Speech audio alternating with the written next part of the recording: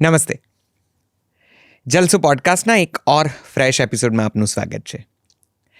આજે જે વ્યક્તિ સાથે આપણે વાત કરવાના છીએ એને એક વખત સેલ્ફી ક્વીનનું બિરુદ મળેલું છે. તમે તેની નજરે ગુજરાત જોયું હશે, તમે તેની વાતો સાંભળી હશે, કદાચ રેડિયો ઉપર, કદાચ તમારા સોશિયલ નેટવર્કિંગના કોઈ પ્લેટફોર્મ ઉપર, યુટ્યુબ ઉપર અને બીજે ઘણી જગ્યાએ. એક સમયે એ ખૂબ લોકપ્રિય આરજે તરીકે અમદાવાદમાં પ્રસિદ્ધ હતા અને ટોચની કારકિર્દી જ્યારે રેડિયોની હતી ત્યારે તેમણે રેડિયો છોડ્યું અને પછી ડિજિટલ કોન્ટેન્ટ ક્રિએશન તરફ ધ્યાન આપ્યું અને આપણને આપણું ગુજરાત દેખાડ્યું. મારી નજરે ગુજરાત આ તેમની ખૂબ લોકપ્રિય ટેગલાઇન છે તેમના વિડીયો સાથેની. તમે તેમની નજરે કેટલા બધા સુંદર સ્થળો ગુજરાતના જોયા હશે. Dang, Saputara, statue of unity, Rann of Kutch અને બીજું ઘણું બધું. તેમની વાતો પણ ખૂબ જાણીતી છે. ખાસ કરીને તું અને તારી વાતો નામનો તેમનો કાર્યક્રમ એ યુવાનોમાં ઘણો લોકપ્રિય થયો હતો અને આજે પણ તેઓ ફિલ્મોના રિવ્યૂઝ કરે છે અને તમારે કઈ ફિલ્મ જોવી જોઈએ તેનો અંદેશો આપે છે. હું વાત કરી રહ્યો છું લોકપ્રિય આરજે અને ડિજિટલ કોન્ટેન્ટ ક્રિએટર અદિતિ રાવલની. અદિતિ સાથે એક સરસ મજાનો સંવાદ કરવા જઈ રહ્યા છીએ અને તેમને પૂછીશું કે ગુજરાતમાં તેમને ગમતું સ્થળ કયું છે, તેમણે જે આ વિડીયો શૂટ કર્યા તેમાં તેમની ચેલેન્જીસ શું રહી, રેડિયો અત્યારે કેવી રીતે તેઓ જોઈ રહ્યા છે અને રેડિયોને જો આજે લોકપ્રિયતામાં જરાક ઓછા માર્ક્સ મળતા હોય તો તેનું કારણ શું છે, તેમણે રેડિયો કેમ છોડી દીધો અને બીજા ઘણા બધા સવાલોના રસપ્રદ જવાબો તેમની પાસેથી મેળવીશું. ચાલો તમારી સાથે ખૂબ દિલથી, ખૂબ પ્રેમથી સ્વાગત કરો અદિતિ રાવલનું. આપનું પણ સ્વાગત છે. નમસ્તે. મારા પપ્પા મને ઓલવેઝ એવું કહે છે કે બેટા તું ક્યારે સફળ બિઝનેસમેન નહીં બની શકે, કારણ કે તું છે ને દિલથી ડિસિઝન લે છે કે યાર આ જેન્ઝી તો બરબાદ છે, આમને નથી. I should not invest my time in this generation જે ઓલરેડી જ પ્રોફેશનલ હોવાના બ્રહ્મા છે. બ્રહ્મા નથી નૈશા, જેન્ઝી સારા છે. યાર આ જેન્ઝી તો બરબાદ છે, આમને નથી. Do you listen to radio now? મને you have to edit this. અથવા તો હું આમ પૂછું કે રેડિયોમાં પાછા આવવાનું હવે મન છે? આઈ am done right now. Digitally ઓવરપાવર કરી દીધું બધું જ. હવે તો આરજેસ કેવી રીતે બોલે છે, શું કેવી રીતે નાચે છે એ પણ જોવા મળે છે. એને જ્યારે તમે પ્રમોટ કરો છો ને તો બધું જ ભૂલી જાઓ ને ખાલી ને સાઉન્ડ આવે છે તો એને કટ કરી દો. And somewhere we are failing at preserving the beauty because આપણને એની વેલ્યુ નથી. કદાચ ફ્રીમાં મળી ગઈ છે એટલે. ખબર તને ગાંધીનગર બાજુ કોઈ જંગલ વિસ્તારમાં હોય તો તમે ચકલીને એવું થોડી એમ કહેવાના એ ચાલ ગયા કેમેરા તમે શોટ આપ, ચલ સ્માઇલ કર. મારી નજરે ગુજરાત કેવી રીતે બન્યું? મને છે ને એક વ્યક્તિ એવું કહ્યું હતું કે આદિતિબેન તમે છે ને સારી સારી જગ્યાઓ ને એની પર વિડીયો ના બનાવો, એની બ્યુટી છે ને ખરાબ થઈ જાય છે. અને ગુજરાતની તો આજ તો મજા છે કે તમે હુરટમાં જાઓ ને પછી તમને એક બે સાંભળવા મળે. In the best part about Gujarati medium student હોવાનું એક જ છે કે તમને કોઈ ઇંગ્લિશમાં કંઈ પણ કે સારું જ લાગે. ના સમજે ને તોય હું તો શહેરનો અવાજ છું, હું નહીં બનું તો કોણ બનશે એ વિચાર જે છે એ મને રેડિયોએ આપ્યો છે. પરંતુ હું જો બનીશ અને મને કંઈ થશે તો એ ડર મને ડિજિટલે આપ્યો છે. તમે છે ને મારું ક્યારેય સિરિયસ વર્ઝન જોયું નહીં હોય, કારણ કે મારી આસપાસ બહુ ઓછા એવા લોકો છે જે મારું સિરિયસ વર્ઝન નીકાળી શકે અને Naishat Purani is one of them. On that note મારે આનાથી આગળ એક સવાલ પર જવું છે પણ બ્રેક કે બાદ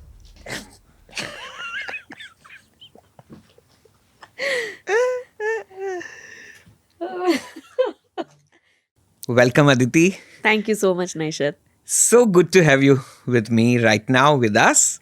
મને પણ બહુ જ સારું લાગી રહ્યું છે કે જેની સાથે મેં રેડિયોની શરૂઆત કરી હતી, પહેલી વાર હું ઓનર ગઈ હતી, એની સાથે હું ડિજિટલ પ્લેટફોર્મ પર માઇક શેર કરી રહી છું. હું એકદમ ઈગર છું, ઉત્સુક છું, કારણ કે ખૂબ પોડકાસ્ટ કર્યા અને ઘણા બધા લોકો સાથે જાત જાતની અને ભાતભાતની વાતો કરી છે, જુદા જુદા વિષયો ઉપર વાત કરી છે, ફિલ્મો ને માઇથોલોજી ને રિલિજન ને સાયન્સ અને ઘણું બધું.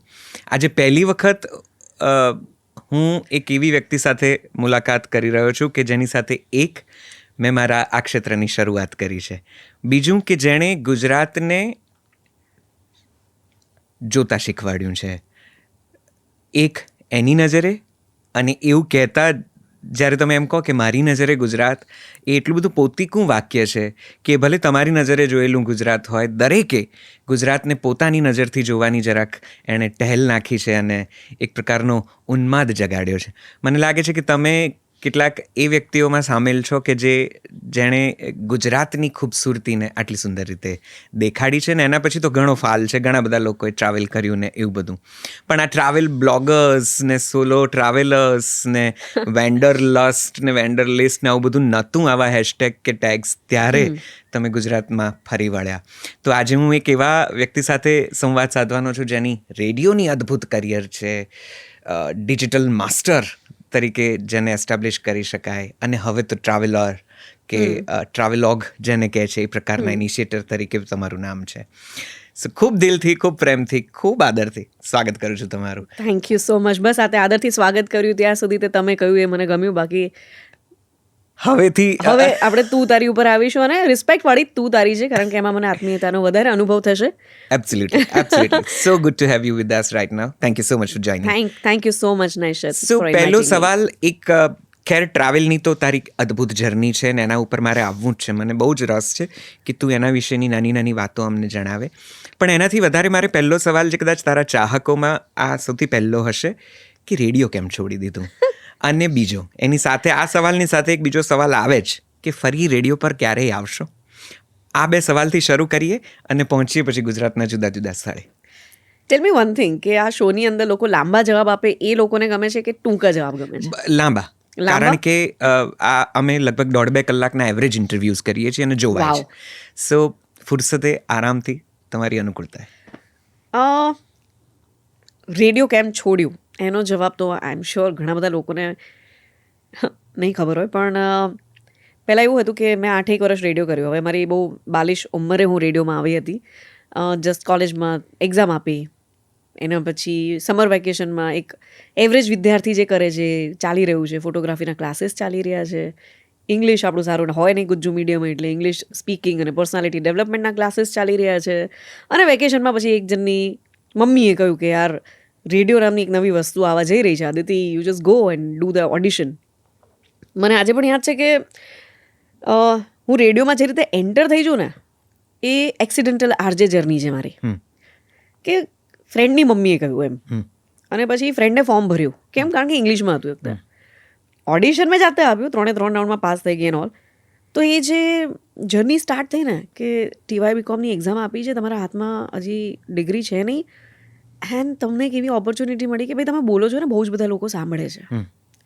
સો વી સ્ટીલ નો કે રેડિયોનો શું ચામ હતો.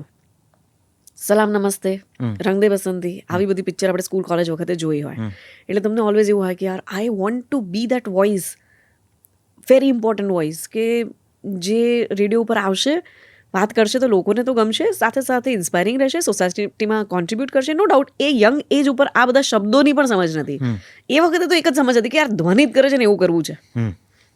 અને I was a big fan. So that's how I entered in to radio. જિંદગીના 8 વર્ષ ક્યાં નીકળી ગયા ક્યારેય ખબર ના પડી. કારણ કે મને યાદ નથી કે મેં રેડિયોમાં લાંબી રજાઓ લીધી હોય. 2 દિવસની માંડ હું રજા લેતી હતી, કારણ કે હું જોઈન થઈ હતી આઉટડોર બ્રોડકાસ્ટર તરીકે. પછી OB જોકની જગ્યાએ આપણે મોર્નિંગ શો કર્યો ફ્યુ ડેઝ માટે, પછી હું સીધી ઇવનિંગ શોમાં આવી. 2007થી લઈને 2015 સુધી સાંજે 5 થી 9 આ શહેરે મને સાંભળી. 2014માં પહેલી વખત હું 20 દિવસ રેડિયોથી દૂર રહી, કારણ કે હું અમેરિકા ગઈ હતી. અને અમેરિકામાં મેં જોયું કે ડિજિટલનું કંઈક અલગ જ ચાલી રહ્યું છે. એટ દેટ ટાઈમ મને એવું લાગ્યું કે આઉટ ઓફ માય પેશન હું ડિજિટલ ઘણું કરી રહી હતી. 2009માં જ્યારે ટ્વિટર આવ્યું તો ટ્વિટરની ઉપર મેં મારું એકલીનું અકાઉન્ટ ના બનાવ્યું, પરંતુ એ રેડિયો સ્ટેશનનું પણ બનાવ્યું જ્યાં હું કામ કરું છું. 2008માં ફેસબુક ઉપર મેં મારી એકલીની પ્રોફાઇલ ના બનાવી, પરંતુ એ રેડિયો જ્યાં હું કામ કરી રહી છું એને પણ હું સોશિયલ મીડિયા ઉપર લઈ ગઈ હતી. એટલે રેડિયોની વેબસાઇટ હોય કે રેડિયોનું સોશિયલ મીડિયા, એને એક પેશન ના માટે થઈને જ્યારે સોશિયલ મીડિયા ઉપર મૂકું છું ત્યારે, અને કટ્ટુ 2008-9ની આદિતિથી સીધી 2014ની આદિતિ જેણે અમેરિકામાં જોયું કે ડિજિટલ પર મીડિયા એઝ એન ઇન્ડસ્ટ્રી શું કરી રહી છે, ત્યારે એવું થયું કે યાર કાશ મારી પાસે આનું થોડું વધારે નોલેજ હોય. હવે 8 વર્ષમાં છે ને ક્યારેય આ વિચાર નહોતો આવ્યો. એન્ડ ધેન મેં જ્યારે આપણા બોસીસને કહ્યું કે યાર મારે સબેટિકલ લેવું છે, 2 મહિના માટે આપણે બ્રેક જોઈએ છે, તો એવી કોઈ વ્યવસ્થા હતી નહીં. તમે લગ્ન કરો તો બ્રેક મળે, તમે પ્રેગ્નન્ટ થઈ જાઓ તોય બ્રેક મળે, અદરવાઇઝ એવી કોઈ સબેટિકલ ફોર એજ્યુકેશન પર્પઝ હતું જ નહીં. સો મેં રેડિયો છોડી દીધો કે ઇન દેટ કેસ મારી પાસે ચોઇસ નથી. હવે રેડિયો છોડી દીધા પછી ઘણા બધા લોકોને પ્રશ્ન હતો કે યાર લાઈક સેટલ કરિયરમાં ઇવનિંગ શો જે આટલો પોપ્યુલર છે એને છોડીને તારે ડિજિટલમાં કરવું છે શું? મારી પાસે એનો જવાબ નહોતો. પરંતુ the best part about my parents કે ભાઈ તારે જે પણ કરવું એ તને ખુશી આપે છે ત્યાં સુધી અમને કોઈ વાંધો નથી, એટલે કર.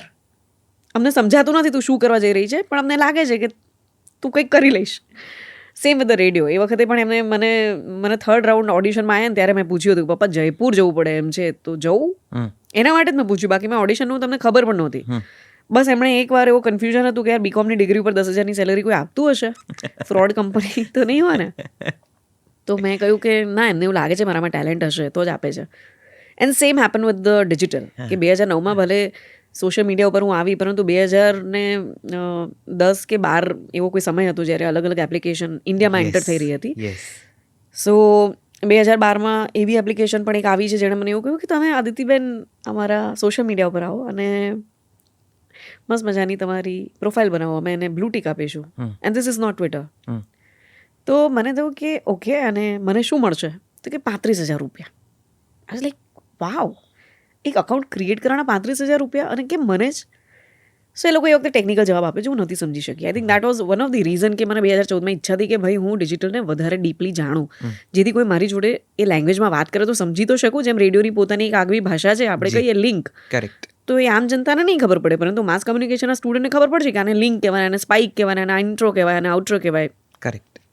So I wanted to learn certain things about digital media. And then I left radio just like that કે યાર okay, in that case I would like to resign. અને પછી એમણે સમજાવ્યું મને કે યુ આર અવેર ને કે તું શું કરી રહી છે? મેં કહ્યું હા, મને ખબર છે હું શું કરી રહી છું.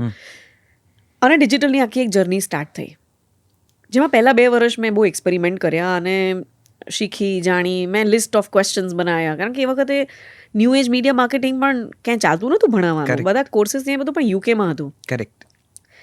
અને ઓફકોર્સ યુકેથી ઇન્સ્પાયર થઈને અમે પેલું વર્લ્ડના બીજા નંબરનો દેશ બનાવ્યો ભારતને, જેણે સેલ્ફીના વર્કશોપ કરાવ્યા હોય, અને ભારતની સૌથી પહેલી વર્કશોપ પણ કરી સેલ્ફી વાળી. તમને સેલ્ફી ક્વીન એવું એક બિરુદ પણ મળ્યું હતું. અને એક ન્યૂઝપેપરે બહુ સરસ લખ્યું હતું કે સેલ્ફ પ્રોક્લેમ સેલ્ફી ક્વીન. સો ઘણા સરસ સરસ શબ્દો હું શીખી. And the best part about Gujarati medium student હોવાનો એક જ છે કે તમને કોઈ ઇંગ્લિશમાં કંઈ પણ કે સારું જ લાગે. આ સમજે ને તોય, until unless they are using abusive words. But yeah, otherwise મને તો એક કંઈ ફાયદો હતો કે મારી બોસ ગુસ્સે થાય ને ઇંગ્લિશ ઝાડે, એટલે મને કંઈ વાંધો નહોતો આવતો. તો આઈ થિંક કરિયરમાં મને બહુ હેલ્પ થઈ છે. સમજાતું જ નથી બેન તું શું બોલે છે, let me focus on my things. So yeah, so સેલ્ફીની વર્કશોપ કરી. એના પછી છે ને કેવું હતું કે એક દિવસ એવો પણ આવ્યો કે જ્યારે મને સોશિયલ મીડિયા થ્રુ એવી ખબર પડી આમ જનતાથી કે ભાઈ તમે જીવનમાં જે કરવું એ કરો. હવે રેડિયો વખતે હું એવું કહીને તો ગઈ નથી કે હું પાછી આવવાની છું. રાઈટ. મેં તો રેડિયો ઉપર એટલું જ, I was not actually allowed to say that કે હું જઉં છું ફોર એવર. તો મેં ખાલી એટલું જ કહ્યું કે રેડિયો છોડી રહી છું. ના, હું એક બ્રેક ઉપર જઉં છું. એટલે 2-3 મહિના સુધી તો જે લિસનર્સ હતા એ સોશિયલ મીડિયા ઉપર આવ્યા નહીં, પરંતુ 3-4 મહિનાની ઇન્ક્વાયરી સ્ટાર્ટ થઈ. When are you coming back to radio? Right. So I said હું નહીં આવું, that's it, I am done right now. એના પછી આપણે કહ્યું કે લાઈફમાં તમારે જે કરવું હોય ગ્રો થવા માટે કરો. પરંતુ મૂવી રિવ્યૂના ઇન્ટરવ્યૂઝ એક એવી વસ્તુ છે ને જે આજે પણ અમે યાદ કરીએ છીએ, તો મહેરબાની કરીને એ ક્યારેય બંધ ના કરતા. એટલે મેં એ કોશિશ ચાલુ રાખી કે આપણને જ્યારે સમય મળે ત્યારે લોકોના ઇન્ટરવ્યૂ કરીશું, અને at the same time movie review start રાખ્યા. મૂવી રિવ્યૂ કરતાં કરતાં ઘણાએ કહ્યું ગુજરાતી ફિલ્મોના રિવ્યૂ કેમ નથી કરતા, તો મેં એ પણ કર્યા. And you know the result. So Gujarati ફિલ્મ્સના રિવ્યૂ પછી આપણે બંધ કર્યા. અને એના પછી મને થયું કે ચલો ગુજરાતી ફિલ્મ ઇન્ડસ્ટ્રીમાં આપણે કોન્ટ્રીબ્યુટ કરવું છે, તો let's enter into the other way, not as a critic or a reviewer, but let's enter as a distribution partner or distributor or marketing. તો આપણે એ કામ કર્યું. 2 વર્ષની અંદર એમાં બી હું કંટાળી, કારણ કે મારો કોર ડિજિટલ હતો. મને માર્કેટિંગમાં પણ ઇન્ટરેસ્ટ છે, પણ ડિજિટલમાં છે. દેન આઈ સ્ટાર્ટેડ માય કંપની. હવે મારી કંપની ચાલુ કર્યા પછી મને 2 વખત રેડિયોની ઓફર આવેલી છે. બંને વખત મેં સર્ટન ટર્મ્સ અને કન્ડિશન્સ મૂક્યા, કારણ કે મને પહેલી વાર જ્યારે મેં રેડિયોની જોબ લીધી ત્યારે ખબર જ નથી કે આવું પણ કંઈક હોય, ક્રિએટિવ ફ્રીડમ જોઈએ આપણને એનો. But things didn't work out. એટલે મને નથી ખબર કે આજે તારો બીજો સવાલ છે કે હું રેડિયોમાં પાછી ક્યારે આવીશ, એનો જવાબ શું હોઈ શકે. અથવા તો હું આમ પૂછું કે રેડિયોમાં પાછા આવવાનું હવે મન છે? યાર રેડિયોની હાલત જોઉં ત્યારે એવું થઈ જાય કે 4 કલાક તો 4 કલાક આવી જવું, કદાચ મારાથી આ કંઈક બદલાય. કારણ કે ઓનેસ્ટલી રેડિયોમાં એ ચામ જ નથી રહ્યો, અને એમાં જવાબદાર આજનું ટેલેન્ટ નથી જેની ઉપર આવે છે. મને ખબર છે કે રેડિયોનો ચામ એટલે પણ હતો કારણ કે ટેકનોલોજીએ આટલી બધી તમને ઘેરી નહોતા લીધા, આટલી બધી એપ્લિકેશનના ઓપ્શન્સની સાથે. એ વખતે રેડિયો ઉપર ગીતો જે હતા એ મોબાઈલમાં સંભળાતા હતા. વચ્ચે એક એવું કેટલા બધા વર્ષો આવ્યા કે તમે મોબાઈલમાં રેડિયો જ નથી સાંભળી શકતા. એટલે એન્જિનિયરિંગ કોલેજની બસમાં છે ને પહેલાં રેડિયો વાગતો હતો. રાઈટ. હવે છે ને એન્જિનિયરિંગ કોલેજની બસની અંદર હેન્ડ્સફ્રી લગાવીને લોકો પોતાની પ્રાઇવેટ એપ્લિકેશનની ઉપર ઇન્ટરવ્યૂઝ જોવે છે, પોડકાસ્ટ જોવે છે, ફેવરિટ સોંગ સાંભળે છે. અને ક્યાંક ને ક્યાંક એ જે એટલી બધી એડ્સ જે આવતી હતી એના ચક્કરમાં, અને જે આરજેસને ફોર્સ કરીને બધું આવે છે કે તમારે આ જ બોલવાનું છે, તે જ બોલવાનું છે, એના ચક્કરમાં એ જે ચામ, જે એસેન્સ એની હતી, એ મને લાગે છે બ્યુટી જે રેડિયોની હતી ને અવાજની, એ ક્યાંક ને ક્યાંક ખોવાઈ ગઈ છે. એટલે એક કમર્શિયલ્સ પણ ખૂબ વધી ગયા છે. એક્ઝેક્ટલી. એડ્સ પણ લગભગ પહેલા આપણા સમયમાં લગભગ 12 મિનિટનો પેલો ચંક રહેતો હતો જેમાં કદાચ મેક્સિમમ 12 મિનિટ સુધી તમે એડ્સ વગાડી શકો. હવે તો 36, 37, 40 સર્વાઈવ કેવી રીતે કરે? 37 મિનિટની એડ ના આપે તો રેડિયો સર્વાઈવ કેવી રીતે કરે? આજે મન કી બાત પીએમ શ્રી કરે છે તો ઘણા લોકો એને સાંભળે છે. એનાથી એ તો સાબિત થાય છે કે રેડિયો એઝ અ મીડિયમ બહુ પાવરફુલ છે. પણ રેડિયોને એક મીડિયમ તરીકે પુશ કરવા માટે જે વસ્તુઓની જરૂર છે કે ભાઈ મોબાઈલમાં પણ એ હોત તો સારું રહે કે સર્ટન હાર્ડવેર. હા, એટલે તું જો ને કે ઘણી બધી બસીસની અંદર પહેલાં રેડિયો ચાલતો હતો. Right right right. ઘણી બધા તમે જુઓ કે એટલે આપણે એ એરામાં જીવ્યા છે કે જ્યાં છે ને આપણે એમ કહીએ ને કે એક્સ ફિલ્મ સ્ટાર આવી રહ્યો છે તો એટલી ભીડ નહોતી થતી જ્યારે તમે એમ કહેતા કે એક્સ આરજે આવી રહી છે કે આવી રહ્યો છે. રાઈટ. એટલે મને એવી ખબર છે કે લોકો એવું કહેતા હતા કે આ સ્ટારની સાથે આ આરજે હશે, આ બંનેનો સંવાદ મને લાઈવ જોવા મળશે, આરજે કેવી રીતે બોલે છે એ જોવા મળશે. હવે તો આરજે કેવી રીતે બોલે છે, શું કેવી રીતે નાચે છે એ પણ જોવા મળે છે. તો એ બ્યુટી ક્યાં રહી? ચામ જતો રહ્યો છે. એક્ઝેક્ટલી. તમને તો અવાજ સાંભળીને એ જે એક તમે જે એક થોટ પ્રોસેસમાં જાઓ છો, બેઝિકલી તમે બુક વાંચો છો અને પોતાના એક વિચારોમાં જાઓ છો. આરજે લોકલ સેલિબ્રિટીઝ હતા.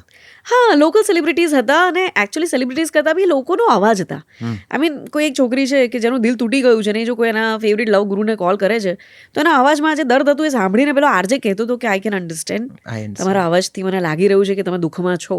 એ છોકરીને નથી જાણવું એ લવ ગુરુ કેવો દેખાય છે. She is not interested. પણ એને ખાલી એ બે વાક્ય જે પેલા સાંભળીને કહ્યા ને એમાં તો એ હિલિંગ પ્રોસેસ થતી હતી. આજે હિલિંગ પ્રોસેસ ક્યાં છે? કેવી રીતે છે? આરજે કેવી રીતે કહે છે કે હા આઈ અન્ડરસ્ટેન્ડ? ના, કેટલી બધી વસ્તુ તો રેકોર્ડેડ શો તરીકે જાય છે. સો એ લાઈવ વસ્તુ જ નથી જે એને કનેક્ટ કરાવે.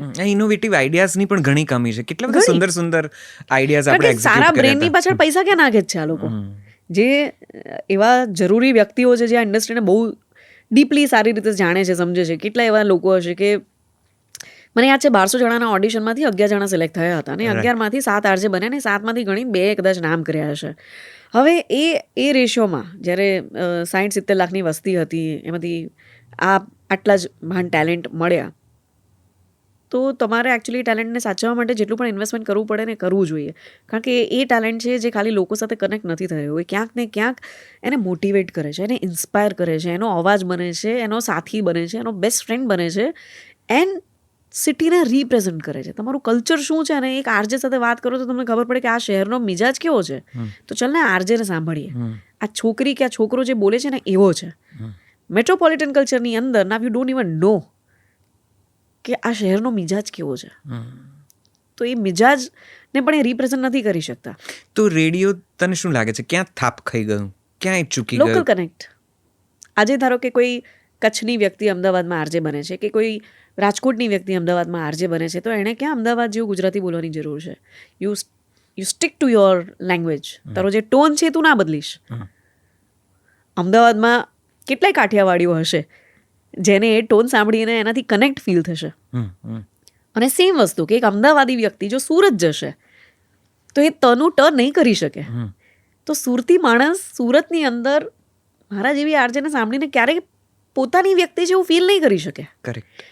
Radio is all about hardcore local medium. Hardcore local એટલે હાર્ડકોર લોકલ કોણ હોય કે ભાઈ રાજકોટમાં જઈને પછી મને છે ને એવો જ ટોન ફાવે જે ત્યાંનો સુપરહિટ આરજે બોલતો હોય. I can't go and connect with that audience. A connect local level ઉપર મિસિંગ થઈ જાય છે. એવું નથી. અને ગુજરાતની તો આજ તો મજા છે કે તમે હુરટમાં જાઓ ને પછી તમને એક બે સાંભળવા મળે. તમે રાજકોટમાં જાઓ ને તમને એક એવો પ્રેમ મળે. અને તમે કચ્છમાં જાઓ એટલે ઓળઘોળ થઈ જાઓ. કચ્છી તો મને બિલકુલ નથી આવડતી, but whenever I listen to them, specially Geetaben Rabari જ્યારે મને કહે ને કે ક્યારેક કોઈ લિરિક્સ કે આઈ ડોન્ટ નો, મને આવડતું જ નથી, જેન્યુઅલી નથી આવડતું, પણ એ જ્યારે બોલે ને તો મને એમ થાય કેટલી મીઠી બોલી છે. ડિજિટલી ઓવરપાવર કરી દીધું બધું જ, એના લીધે પણ રેડિયો ખતમ થયો એવું માનો છો? છે ને, ડિજિટલે એને નબળો પાડ્યો. ડિજિટલે શું કર્યું કે એને ઇનસિક્યોર કરી નાખ્યો. તમે જુઓ કે દૂરદર્શન આવ્યું, એના પછી DD2 આવ્યું, એના પછી MTV આવ્યું, એના પછી ચેનલ V આવ્યું, એના પછી ઢગલો ચેનલ્સ આવી. પણ આજે પણ 9:30 તો પેલી જૂની ચેનલ જ ચાલે છે. સો સર્ટન શોઝના પોતાના એક સર્વે હતા. ટીવી ક્યારે ડિજિટલથી ડર્યું નથી. ટીવીના શોઝ ડિજિટલમાં ગયા છે, ક્યારે એવું થયું કે ડિજિટલના શો ટીવીમાં આવ્યા? નહીં. કારણ કે ટીવીના જે પોતાના રિસર્ચ હતા ઓડિયન્સને લઈને, એને સ્ટીક રહ્યું છે.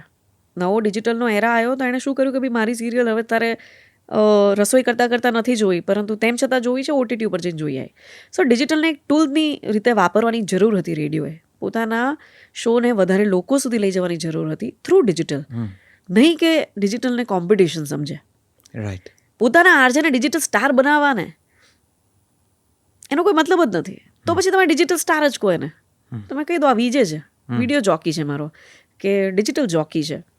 તો ડિજિટલના આવવાથી રેડિયોને જે ખતરો હતો એ મને તો એ વખતે દેખાતો હતો, મેં રેડિયો છોડ્યું ત્યારે જ. અને મારે તો કદાચ એટલે પણ શીખીને કંઈક એવું કરવું હતું કે જ્યારે ડિજિટલનો એરા આવે ને ત્યારે મારું સ્ટેશન બહુ આગળ હોય. મને ક્યારે એવો વિચાર હતો જ નહીં મનમાં કે ડિજિટલ હું શીખીશ તો હું આગળ આવીશ. મને એ વખતે પણ થોટ્સ તો એવા જ હતા કે મારું સ્ટેશન આગળ આવી જશે. તો આઈ થિંક હવે મને એ પણ યાદ છે કે તમે સ્ટેશન પર બધા જ આરજેસને એવું કીધું હતું કે ડિજિટલ પર આવો, હવે પછીનો જમાનો ડિજિટલનો છે. એટલે પકડીને ઓર્કુટ પર લઈ આવ્યા હતા. ત્યારે તો ઓર્કુટ લગભગ જવાના તૈયારીમાં હતું, પણ મને યાદ છે જ્યારે આપણે MIFMમાં હતા ત્યારે ઓર્કુટ તમે કીધું હતું કે બધા તમે લોકો ઓર્કુટ પર નથી, કેવા છે બધા. ઓર્કુટ તો ગયું, પછીથી ફેસબુક આવ્યું ને ફેસબુક પર બધાના અકાઉન્ટ્સ તમે ખોલાવ્યા, અને સ્ટેશનનું account, you very true, very correct, very right, કે એ સમયના રેડિયો સ્ટેશનનું પહેલું અકાઉન્ટ તમે ખોલ્યું હતું. વેબસાઇટ્સ ઉપર ઘણું બધું મટીરિયલ ને કોન્ટેન્ટ અપલોડ કરવાનું તમે ઇન્સિસ્ટ કર્યું હતું, છેક હાયર લેવલ સુધી. હા, SoundCloud ઉપર, કે ભાઈ બધાની આરજેસની લિંક્સ ત્યાં આગળ જવી જોઈએ, થી લઈને ટ્વિટર એન્ડ એવરીથિંગ. એક્ઝેક્ટલી. કે તે તારા ફેવરિટ આરજેનું કંઈક મિસ કર્યું છે, કોઈક એલિમેન્ટ છે જે તમને બહુ જ ગમે છે આરજેનું. ફોર એક્ઝામ્પલ મોર્નિંગ મંત્ર ઓફ આરજે દ્વાનેત. હું આજે સવારે ના ઉઠી શકી, મેં મિસ કર્યું છે. તો ઓફકોર્સ 100% લાઈવનો એક અલગ ચાર્મ છે, પરંતુ તમારા જે ફેવરિટ સેગમેન્ટ છે, જે તમારા લિસનર્સને બહુ જ ગમે છે, એના માટે તમારી પાસે soundcloud.com જેવી સુવિધા હતી. તમે ત્યાં મૂકી દો, આજે મિસ કર્યું છે, વાંધો નહીં, ત્યાં છે. તો એ એક ટૂલ થયું જે તમારા શોને અને તમારી ઓડિયન્સને ક્યાંક એવું ફીલ કરાવે છે કે ના, થેન્ક ગોડ મેં મારા ફેવરિટ આજે જે સારી વાત કરી છે સાંભળી છે. સો ઓન ધેટ નોટ મારી સવાલ પણ પૂછવો હતો કે અહીંયા ધ્વનિત આવ્યા હતા અને અમે એમની સાથે વાતો કરી હતી, ત્યારે એમણે કીધું હતું કે રેડિયોને અત્યારે જો કદાચ થોડા એક ઓર જેને કહેવાય કે એક ધક્કાની જરૂર હોય તો એ છે ન્યૂઝ. જો રેડિયો પર ન્યૂઝ અલાઉ કરવામાં આવે તો કદાચ રેડિયો ફરીથી એ દોરમાં પાછો જઈ શકે, અથવા તો થોડો વધારે જીવંત થઈ શકે, અથવા તો થોડો લોકોને વધારે ગમી શકે. ડુ યુ બિલીવ સો? હા, કારણ કે રેડિયો એ જીવંત મીડિયમ છે ને. વેન વી સે લાઈવ, એનો મતલબ શું છે? તમે સ્કોર અપડેટ 10 મિનિટ પછી આપવા દો છો તમારા આરજેસને. તમારી ટ્રાફિક અપડેટ, ટ્રાફિકના પ્રોબ્લેમ સોલ્વ થઈ ગયા હોય પછી આપવાનું કહો છો. તમારા ન્યૂઝ છે જે વાસી થઈ જાય એના પછી આવી રહ્યા છે. શું મતલબ થયો? એ લાઈવ મીડિયમની જે તાકાત છે એ જીવંત છે તો જ.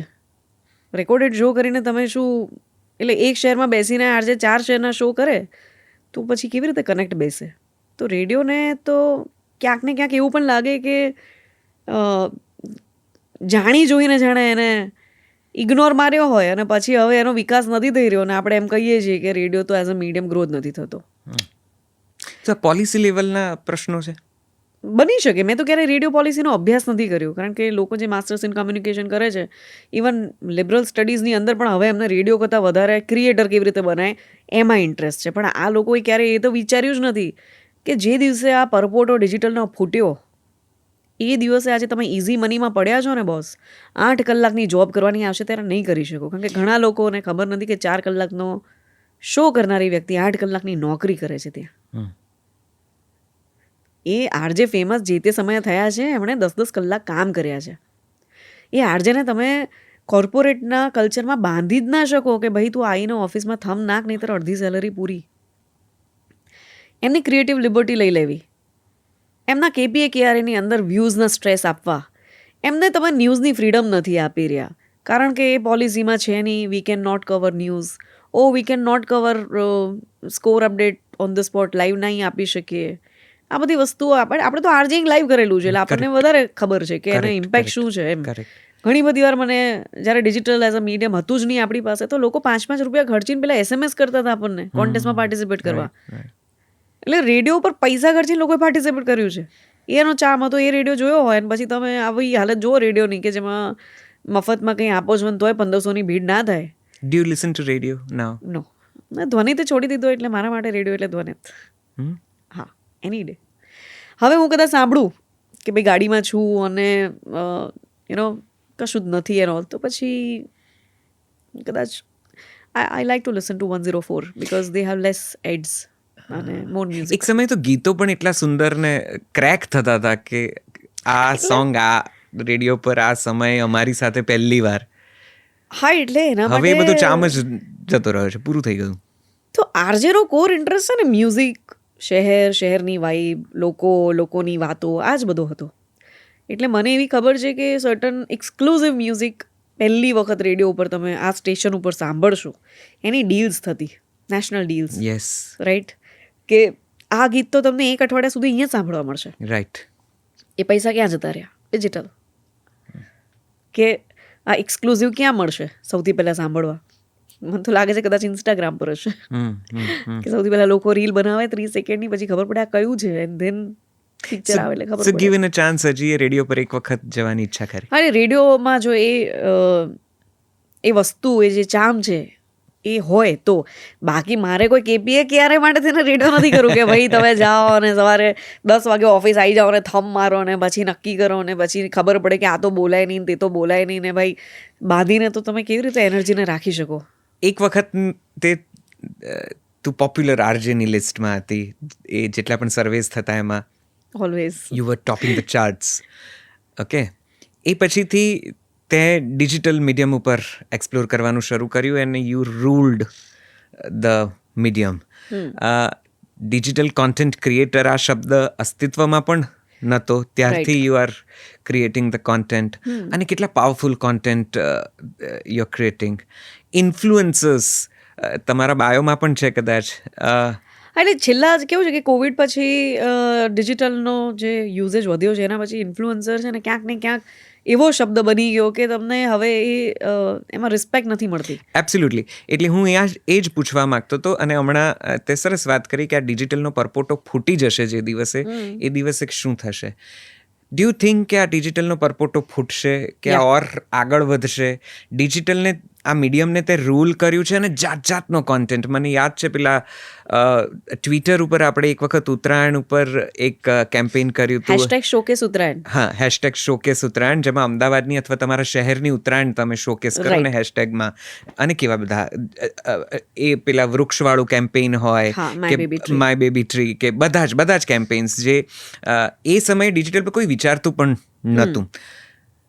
ત્યાંથી લઈને હવે તો દરેક ઘરમાં એક ઇન્ફ્લુઅન્સર છે, દરેક ઘરમાં એક રીલ શૂટ થાય છે અને ક્રિએટર છે.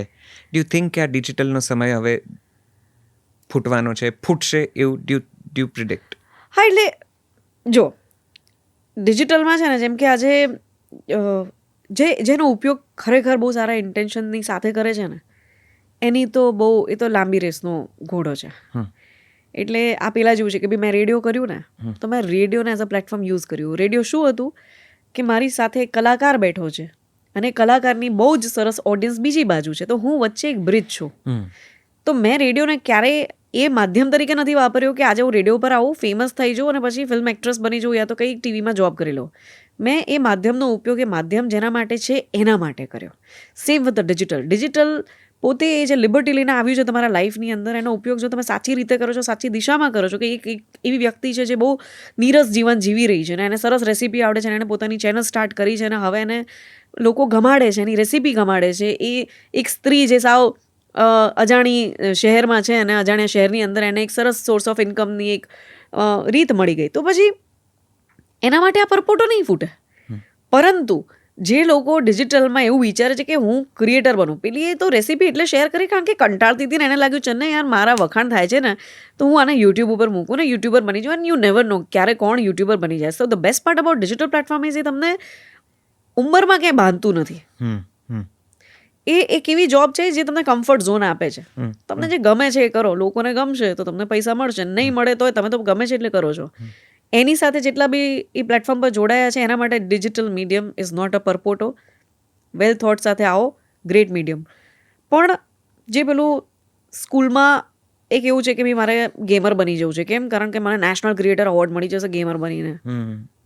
હું જેઈમાં 95 લાવીશ તો નહીં મળે, મોદી સાહેબની મને મળવાનો મોકો મળશે નહીં. પરંતુ જો હું ક્રિએટર બનીશ તો તમને ખબર છે નેશનલ ક્રિએટર એવોર્ડ મળે છે જેમાં મોદી સાહેબ પોતાના હાથે આપે છે. એટલે છોકરું જ્યારે સ્કૂલમાં છે ત્યારથી એને એવું લાગે છે હું ગેમર બનું. પછી એ જ્યારે કોલેજમાં આવે છે ત્યારે એમને એવું લાગે છે કે હું કોમેડિયન બની જાઉં. અને પછી એ કોમેડિયન બનવાના ચક્કરમાં કોઈ એવા કલાકારને ફોલો કરી જાય છે જે પોતે એક કોમેડી લાગે આપણને, રાઈટ? એટલે ડિજિટલની અંદર એ પરપોટો કોના માટે છે? જેની પાસે વિઝન નથી, જેની પાસે સારું મિશન નથી.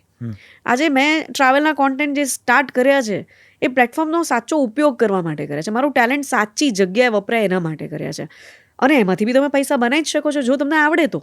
આ એક બહુ સરસ મુદ્દો છે કે લોકો ડિજિટલ પ્લેટફોર્મ પર એટલે પણ આકર્ષાય છે કારણ કે એમને એવું લાગે છે કે અહીંયા તો ખૂબ પૈસા મળે છે, હા, ખૂબ રૂપિયો રળી શકાય છે અને ઘરે બેઠા કમાણીની આ સરસ મજાની એક એમના માટે વસ્તુ જ પરપોટો છે.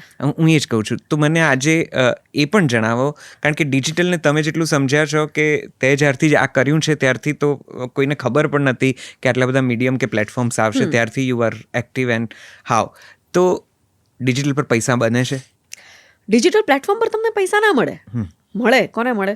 જે માણસ બિલકુલ નથી વિચારતું ને જે ક્લિક બીટના બિઝનેસની અંદર છે. ફોર એક્ઝામ્પલ, એક છોકરી આવે છે, એકદમ સુપર મસ્ત કપડાં એણે પહેર્યા છે અને સ્લો મોશનમાં એના વાળ ઉડ્યા, કે એની આંખો સુંદર છે, એનો મેકઅપ સરસ છે.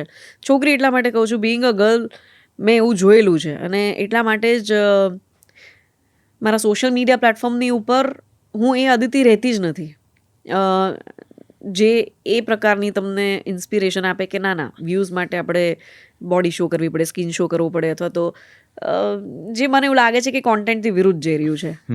એ બધી હરકતોથી જેટલા પણ લોકો સોશિયલ મીડિયા ઉપર આવ્યા છે એ લોકોને નો ડાઉટ અત્યારે બહુ જ પૈસા મળી રહ્યા છે અને એના લીધે જ ઇન્સ્પિરેશન ખોટી બેસે છે કે એક માણસ જે ફાલતુ કોમેડી કરે છે એ માણસ એક શોના 10 લાખ કમાય છે. કેમ 10 લાખ કમાય છે? કારણ કે એની કોઈ તો ફાલતુ કમેન્ટની રીલ વાયરલ થઈ ગઈ છે અને લોકોને લાગે છે કે ઓહો ખતરનાક કોમેડી છે. કોમેડીની બિચારાઓને વ્યાખ્યા નથી ખબર. તો એવા પેલું હોય ને કે એવા ભોળા કે મૂર્ખા જે પણ એવી પ્રજા છે જે આ પ્રકારના ક્રિએટર્સને ફોલો કરે છે એ છે ત્યાં સુધી આ લોકોની દુકાન ચાલુ રહેશે જે કંઈ પણ રીતે કોન્ટેન્ટ બનાવે છે. એટલે આજે સમજ ને કે આજે બોરોસિલની બોટલ પ્રમોટ કરે છે તો આવતીકાલે એ કોઈ બીજી કંપનીની બોટલ પ્રમોટ કરશે. એટલે તમે એક વ્યક્તિ તરીકે તમારો ઓપિનિયન મેટર નથી કરી રહ્યો. So what will happen? તમે ટિકટોકર બની ગયા, તમે દુબઈ ટુરિઝમ બી પ્રમોટ કર્યું અને તમે જઈને શ્રીનગર બી પ્રમોટ કરો છો અને પછી તમે જાઓ છો સાઉદી એ પણ પ્રમોટ કરો છો, પછી તમે યુરોપિયન ટૂર પણ કરીને આવો છો because you are famous on TikTok. And one fine day India have power to say you know what, TikTok is બેન ઇન ઇન્ડિયા. તો ટિકટોકર શું કરશે? એટલે એ બીજા પ્લેટફોર્મ પર જશે અને કચરો કરશે. તેમ છતાં એમને કેમ પૈસા મળે છે? કારણ કે સમહાવ એક ક્લિક લઈને આવે છે. આખી ગેમ છે ને ક્લિક બીટની છે. જે ટીઆરપીની ટીવીમાં હતી ને રેડિયોમાં હતી લિસનરશિપની, એ ડિજિટલની અંદર ક્લિકની છે કે ભાઈ તમે કેટલા સેકન્ડ સુધી એનું અટેન્શન લો છો, તમને ક્લિક બીટ્સ કેટલા મળે છે, નો મેટર વોટ. હવે આવાની અંદર એથિકલી ભણીને થોટ પ્રોસેસ એક સરસ મજાની રાખીને તમામ સંસ્કારોને ફોલો કરીને કોન્ટેન્ટ બનાવતા હોય એવા ઓછા લોકો. એમાં બી જો પોતાની ભાષામાં બનાવો તો તમને કોઈ રૂપિયા નથી મળતા. It's a very bad fact. પરંતુ ગુજરાતી ભાષાની અંદર તને 1 મિલિયન વ્યૂઝ પણ આવ્યા હશે તો પણ યુટ્યુબ તરફથી તને કંઈ સીધા $4,000 નહીં મળે. કારણ કે તે જે કોન્ટેન્ટ બનાવ્યો છે એ જઈ રહ્યો છે ટિયર 2 ઓર 3માં, ઓર મે બી અમેરિકામાં બી બેસીને કોઈ ગુજરાતી ભાષામાં જોવે છે તો પણ આ મારો અનુભવ છે, કદાચ ખોટું હોઈ શકે પણ આ મારો અનુભવ છે કે ભાઈ બહુ જ સરસ વિડીયો છે, ગજબનો ટેકનિકલી, પરંતુ એ ગુજરાતી ભાષાની અંદર છે સમહાઉ અલ્ગોરિધમ એને એવી રીતે પ્લેસ કરે છે ને કે જે એક વ્યૂના તમને 20,000 રૂપિયા બી અમુક જગ્યા મળે છે અમુક દેશમાંથી, એ આપણી ભાષાને નથી મળતા. તો તમે જ્યારે મોનેટાઈઝ કરો છો કોન્ટેન્ટ, તો એ જો ઇંગ્લિશમાં છે તો વધારે રૂપિયા મળે છે. તમે મોનેટાઈઝ કરવા ઉપર જ્યારે આવો છો તમારા કોન્ટેન્ટને હિન્દીમાં છે તો વધારે રૂપિયા મળે છે. પરંતુ તમે જેવું એ રિજનલમાં સ્વિચ કરો છો, એટલે કેટલીક ભાષા આપણા દેશની એવી છે કે જેની અંદર તમે કોન્ટેન્ટ બનાવીને દસકો કાઢો ને તોય તમને 1 મિલિયન વ્યૂઝની ઉપર કોઈ 25,000 રૂપિયા બી નહીં આપે. અનટિલ અનલેસ એ વિચિત્ર પ્રકારનો કોન્ટેન્ટ હશે, એમાં કોઈ અબ્યુસિવ લેંગ્વેજ હશે જેથી એની અટેન્શન વધારે લેતું હશે, માર્કેટમાં ફરતો થઈ ગયો હશે, તો એમાં પૈસા હશે. સો અલ્ગોરિધમના ગુલામ છીએ આપણે. ડિજિટલની અંદર તો ભાઈ અલ્ગોરિધમ તમને નચાવે છે, તમને આઈડિયા પણ નથી, અને એની અંદર માણસ ડિપ્રેશનમાં જાય છે. કારણ કે આ બહુ જ સમજવા જેવી વાત એટલા માટે છે કે આમ તમે હવે જુઓ તો રૂરલ કોન્ટેન્ટ જેને કહેવાય, રૂરલ ક્રિએટર્સ જેને કહેવાય, એનો તો રાપડો ફાટ્યો છે. એટલે એમને મળે છે પૈસા. કોઈક જોક બનાવે છે, કોઈક ડાન્સ કરે છે, કોઈક કંઈક કોમેડી કરી રહ્યું છે, કોઈક કંઈક મોટિવેશનલ સ્પીચ આપી રહ્યું છે, કોઈક પોતાનું શહેર બતાવી રહ્યું છે, કોઈક રીતે પોતાનો કોન્ટેન્ટ ક્રિએટ કરે છે. સો they are making money. They are making money કારણ કે ફેસબુક એમને બોનસીસ આપે છે. $100 બોનસ મળે છે, $20 બોનસ મળે છે, based on their reach and engagement. So એવું નથી કે પૈસા નથી બનાવતા, પરંતુ મને એ 100% ખબર છે કે જ્યારે કોઈ વ્યક્તિ એક ઇન્ટેન્શન્સની સાથે કંઈક સરસ સિનેમેટોગ્રાફી બહુ સરસ રાખીને એક ટ્રાવેલ ડોક્યુમેન્ટરી બનાવવાની કોશિશ કરે, કે વિચારે કે હું શોર્ટ ડ્રામા બનાવું અથવા તો હું સરસ પોડકાસ્ટ બનાવું, તો એ માણસ નથી કમાતો. એ માણસને પ્લેટફોર્મ પૈસા નથી આપતું. પરંતુ જો એ ફેમસ થાય છે તો કદાચ કોઈ બ્રાન્ડ એને પૈસા આપી શકે છે. અચ્છા, આ ફેસબુક, ટ્વિટર, યુટ્યુબ, ઇન્સ્ટા, આ બધા પણ પાછા જુદી જુદી રીતે એક્ટ કરે છે. બધાના અલ્ગોરિધમ અલગ છે, અને બધાના અલ્ગોરિધમ પ્રમાણે તમારે દરેક પ્લેટફોર્મના એક સ્ટાર બનવાનું. એટલા માટે ટિકટોકર ક્યારે ઇન્સ્ટાગ્રામ ઉપર આવીને હિટ નથી થઈ શક્યા, અને ઇન્સ્ટાગ્રામ વર્સિસ યુટ્યુબ તો હંમેશા ચાલતું જ હશે. યુટ્યુબના ક્રિએટર્સને ઓલવેઝ એવું જ છે કે ભાઈ અમે લોકો જે મહેનતથી આગળ આવ્યા છીએ ને, એટલી મહેનત જો તમે કરો તો તમે લાંબુ ચાલશો. રાઈટ. પરંતુ તમે આ ઇન્સ્ટાગ્રામથી જો ફેમસ થયા છો તો તમે લાંબુ નહીં ચાલો. અને એમની વાત સાચી છે, કારણ કે આપણે જોઈ ચૂક્યા છીએ કે ટિકટોકની ઉપર ઘણા લોકો આવ્યા ને ફેમસ થયા ને 10-10 મિલિયનના વ્યૂઝ લઈને આવ્યા, પરંતુ ટિકટોક જેવું ગયું એ આખી જનતા જ બાય ગુડ બાય થઈ ગયું એમનું. Now TikTok is really doing very well in USA. Yes. એ ટિકટોકરમાંથી કેટલાક એવા છે જેણે દુબઈમાં ઘર લઈ લીધું, જેથી ટિકટોકમાં એ એક્ટિવ રહી શકે અને એમને બ્રાન્ડ્સના કેમ્પેન મળે. પણ ક્યાં સુધી? યુએસએમાં આજે ટ્રેડ વોર ચાલી રહી છે. એ યુએસએ કદાચ એવું નક્કી કર્યું કે ભાઈ ચાઇનાની બધી જ એપ બંધ, તો પાછું જે પાવર આપણા ભારત પાસે છે એવું કહેવાનું કે ચાઇનાની આ એપ બંધ જાઓ. બીજા કોઈ દેશે હજી સુધી કર્યું નથી. એટલે બહુ ઓછા એવા દેશ છે જેની પાસે એ તાકાત છે કહેવાની કે અમે ટિકટોક નહીં રાખીએ. તો આ જે નવી જે જનરેશન છે એમનો તો એક જ ગોલ છે, ઈધર ડિજિટલ માર્કેટિંગમાં ઘૂસી જવું છે અને ડિજિટલ માર્કેટિંગ એજન્સી કરી નાખવી છે, રાઈટ, અથવા તો ડિજિટલ કોન્ટેન્ટ ક્રિએટર બની જવું છે, રાઈટ, કે કાં તો કંઈ પણ બ્રાન્ડ કે ફેશન્સ કે કંઈ પણ જે એમનો એરિયા છે. એમને કોઈ ત્રીજું સેક્ટર બહુ ઓછું દેખાય છે, અથવા તો એવું લાગે છે કે ઓછું દેખાય છે. કદાચ હશે, કેટલાક લોકો કરતા પણ હશે બહુ જ પાયાનું કામ, પણ મોટા ભાગનાને હવે ડિજિટલી કંઈક પેલી બ્લુ ટિક પર આવી જવું છે. એમને શું કહેશો તમે? કારણ કે એ જનતા તો ખાસી કન્ફ્યુઝ પણ છે અને તામઝામથી અંજાયેલી પણ છે, અને કદાચ ખબર પણ બહુ ઓછી છે એમને. એ જનતાનો જે પ્લસ પોઈન્ટ છે ને એ છે એમની ઓડિયન્સ. એ જનતાનો જે પ્લસ પોઈન્ટ છે ને એ છે એમણે એક અલ્ગોરિધમની 2-4 વસ્તુઓ ક્રેક કરેલી છે. એ એનો પ્લસ પોઈન્ટ છે. માઇનસ પોઈન્ટ એ છે કે એમણે જે ક્રેક કર્યું છે એ બ્રાન્ડ ક્રેક કરી શકશે એમને નથી ખબર. આદિત્ય આજે મારી નજરે ગુજરાત કરે છે, તો બાજુવાળી પિંકી બી જો મારી નજરે ગુજરાત કરશે તો એ ચાલશે? અદિતિ એટલે કરી શકે છે કારણ કે એણે કદાચ 10 વર્ષ પહેલાં સપનું જોયું હોય, 5 વર્ષ પહેલાં એની પર રિસર્ચે કર્યું હોય, એણે સેવિંગ કર્યું, એણે ઇક્વિપમેન્ટમાં પૈસા નાખ્યા અને એણે એને એ લેવલ ઉપર બનાવવાની કોશિશ કરી. એને વ્યૂઝ એટલા મળે કે ના મળે સેકન્ડરી છે, પરંતુ એને સમજવાવાળો વર્ગ છે એટલે મળ્યું છે. તમે જે કરો છો એ જો તમે જે બ્રાન્ડ પાસે જાઓ છો એ સમજશે જ નહીં તો તમને પૈસા કેમ આપશે? એના ચક્કરમાં આ ક્રિએટર્સ બિચારા એ વસ્તુ કરે છે જે બ્રાન્ડને સમજાય, અને બ્રાન્ડને સમજાય એવું કરવા જઈએ એટલે રેડિયોની જે હાલત થઈ એ ક્રિએટરની હાલત થાય. કારણ કે એવરી ટાઈમ તમે એવું ના કરી શકો ને કે ભાઈ બ્રાન્ડને જે સમજાય છે એ મારે કરવું છે. મીડિયમનો ચામ શું? એ મીડિયમ માટે મને એવું લાગે છે કે એ દરેક જેન્ઝી પાસે એક એવો મિલેનિયલ હોવો ઇમ્પોર્ટન્ટ છે, અથવા તો એ બૂમર જનરેશનની વ્યક્તિ હોવી ઇમ્પોર્ટન્ટ છે જે એને સમજાવે કે બિઝનેસમાં કેમ એથિક્સ જરૂરી છે, બિઝનેસમાં કેમ એક કલ્ચરલ માહોલ હોવું જરૂરી છે. મને યાદ છે કે મેં એક વિડીયો બનાવ્યો હતો ને, તો મેં એમ જ શોર્ટ્સ પહેરી હતી અને રિવ્યૂ ટીમમાં મારાથી 10 વર્ષ મોટી વ્યક્તિ મને એવું કહ્યું કે આ સરસ સુંદર દેખાય છે આદિત્ય તું આમાં, પરંતુ આપણા કલ્ચરની સાથે મેચ નથી થતું. એન્ડ યુ નો વોટ, મને એ વ્યક્તિ ઓર્થોડોક્સ નહોતી લાગી. મારામાં એટલું હતું, કદાચ મારા સંસ્કાર એવા છે કે મને કદાચ કોઈ એમ કહી દેશે ને કે આદિત્ય વલ્ગર લાગે છે તો મને સ્વીકારી લઈશ, અને મારાથી કદાચ કોઈ ભૂલ પણ થઈ જાય તો મને લાગે કે હા મારી ભૂલ હતી. આપણાથી મોટા જ્યારે પણ આપણને ટોકે છે કે રોકે છે, એટલીસ્ટ એને ખાલી પોઝિટિવલી આપણે સાંભળીને એને ઇમ્પ્લિમેન્ટ કરીએ ને તો એનો એક તો ફાયદો છે જ કે કદાચ સ્કર્ટ પહેરેલી આદિત્યને જોતા કોઈ વ્યક્તિ જો ખચકાય છે ફેમિલીની વચ્ચે, પરંતુ એ જો ડ્રેસમાં છે અને આ કોન્ટેન્ટ 4 લોકો વધારે જોવે છે, તો મારા માટે તો એ વધારે ઇમ્પોર્ટન્ટ છે. કારણ કે મેં એ મહેનત કરીને એટલે બનાવ્યું છે કે 4 વધારે વ્યક્તિઓ સુધી પહોંચે. The whole concept, the whole reason behind creating travel documentary is not to get views, is also something જે મેં પંખી મેળો બુકમાં વાંચી હતી 1992ની, એ બુક છે મારી પાસે. એ બુકનો પર્પઝ શું છે? તો એ બુકનો પર્પઝ એવો હતો કે ભાઈ આ બુક જ્યારે તમે જુઓ છો, વાંચો છો, તો તમને 2-5 પક્ષીઓ વિશે વધારે જાણવા મળે. તો જ્યારે હું એનું એક વિઝ્યુઅલ પ્રેઝન્ટેશન બનાવું છું, તો આઈ વોન્ટ ટુ મેક શ્યોર કે આ છે ને કદાચ કોઈ ટીચર એના 100 સ્ટુડન્ટને બતાવે ને તો એક પણ શોર્ટ એમાં એવો ના હોવો જોઈએ કે ટીચરને એમ થાય ક્યાં બતાવ્યું. કારણ કે જ્યારે હાથમાં રેડબુલ પકડીને હું માસ્ટર્સ ઇન કમ્યુનિકેશનના લેક્ચર લેતી હોઉં ને, તો છોકરાઓ એ નથી સાંભળતા જે હું બોલું છું. છોકરાઓને એવું છે જો હું પણ મોટો થઈને રેડબુલ પીતો પીતો લેક્ચર આપી શકું છું.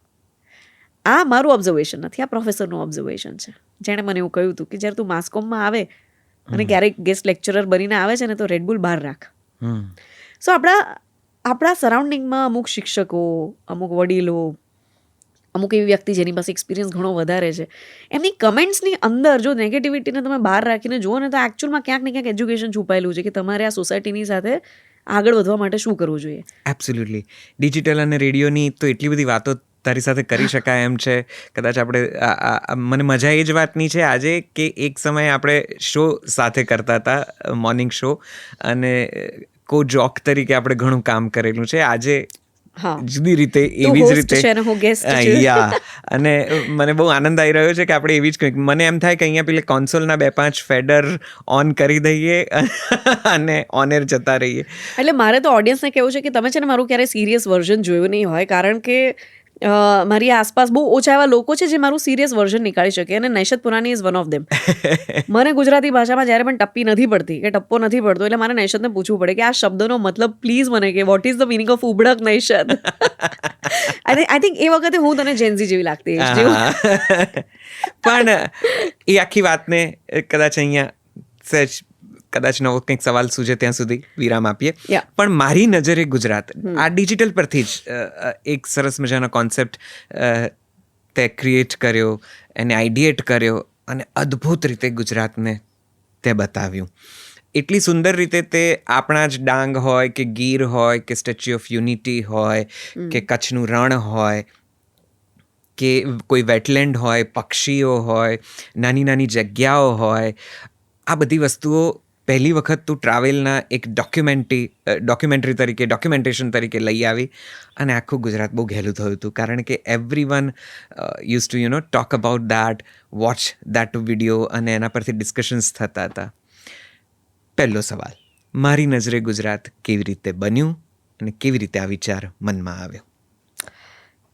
સો 2018માં મેં રણોત્સવની મુલાકાત લીધી હતી, અને Rannotsav was a very very ambitious project and dream project for Narendra Modi ji. Every one knows it. 2005માં એમણે રણોત્સવની શરૂઆત કરી હતી. એ મને 2018માં જ્યારે હું એપિસોડ ડિઝાઇન કરી રહી હતી ત્યારે વાંચ્યું, અને પછી મેં એ પણ જોયું કે આ રણોત્સવ આજે 2018માં ક્યાં પહોંચી ગયો છે.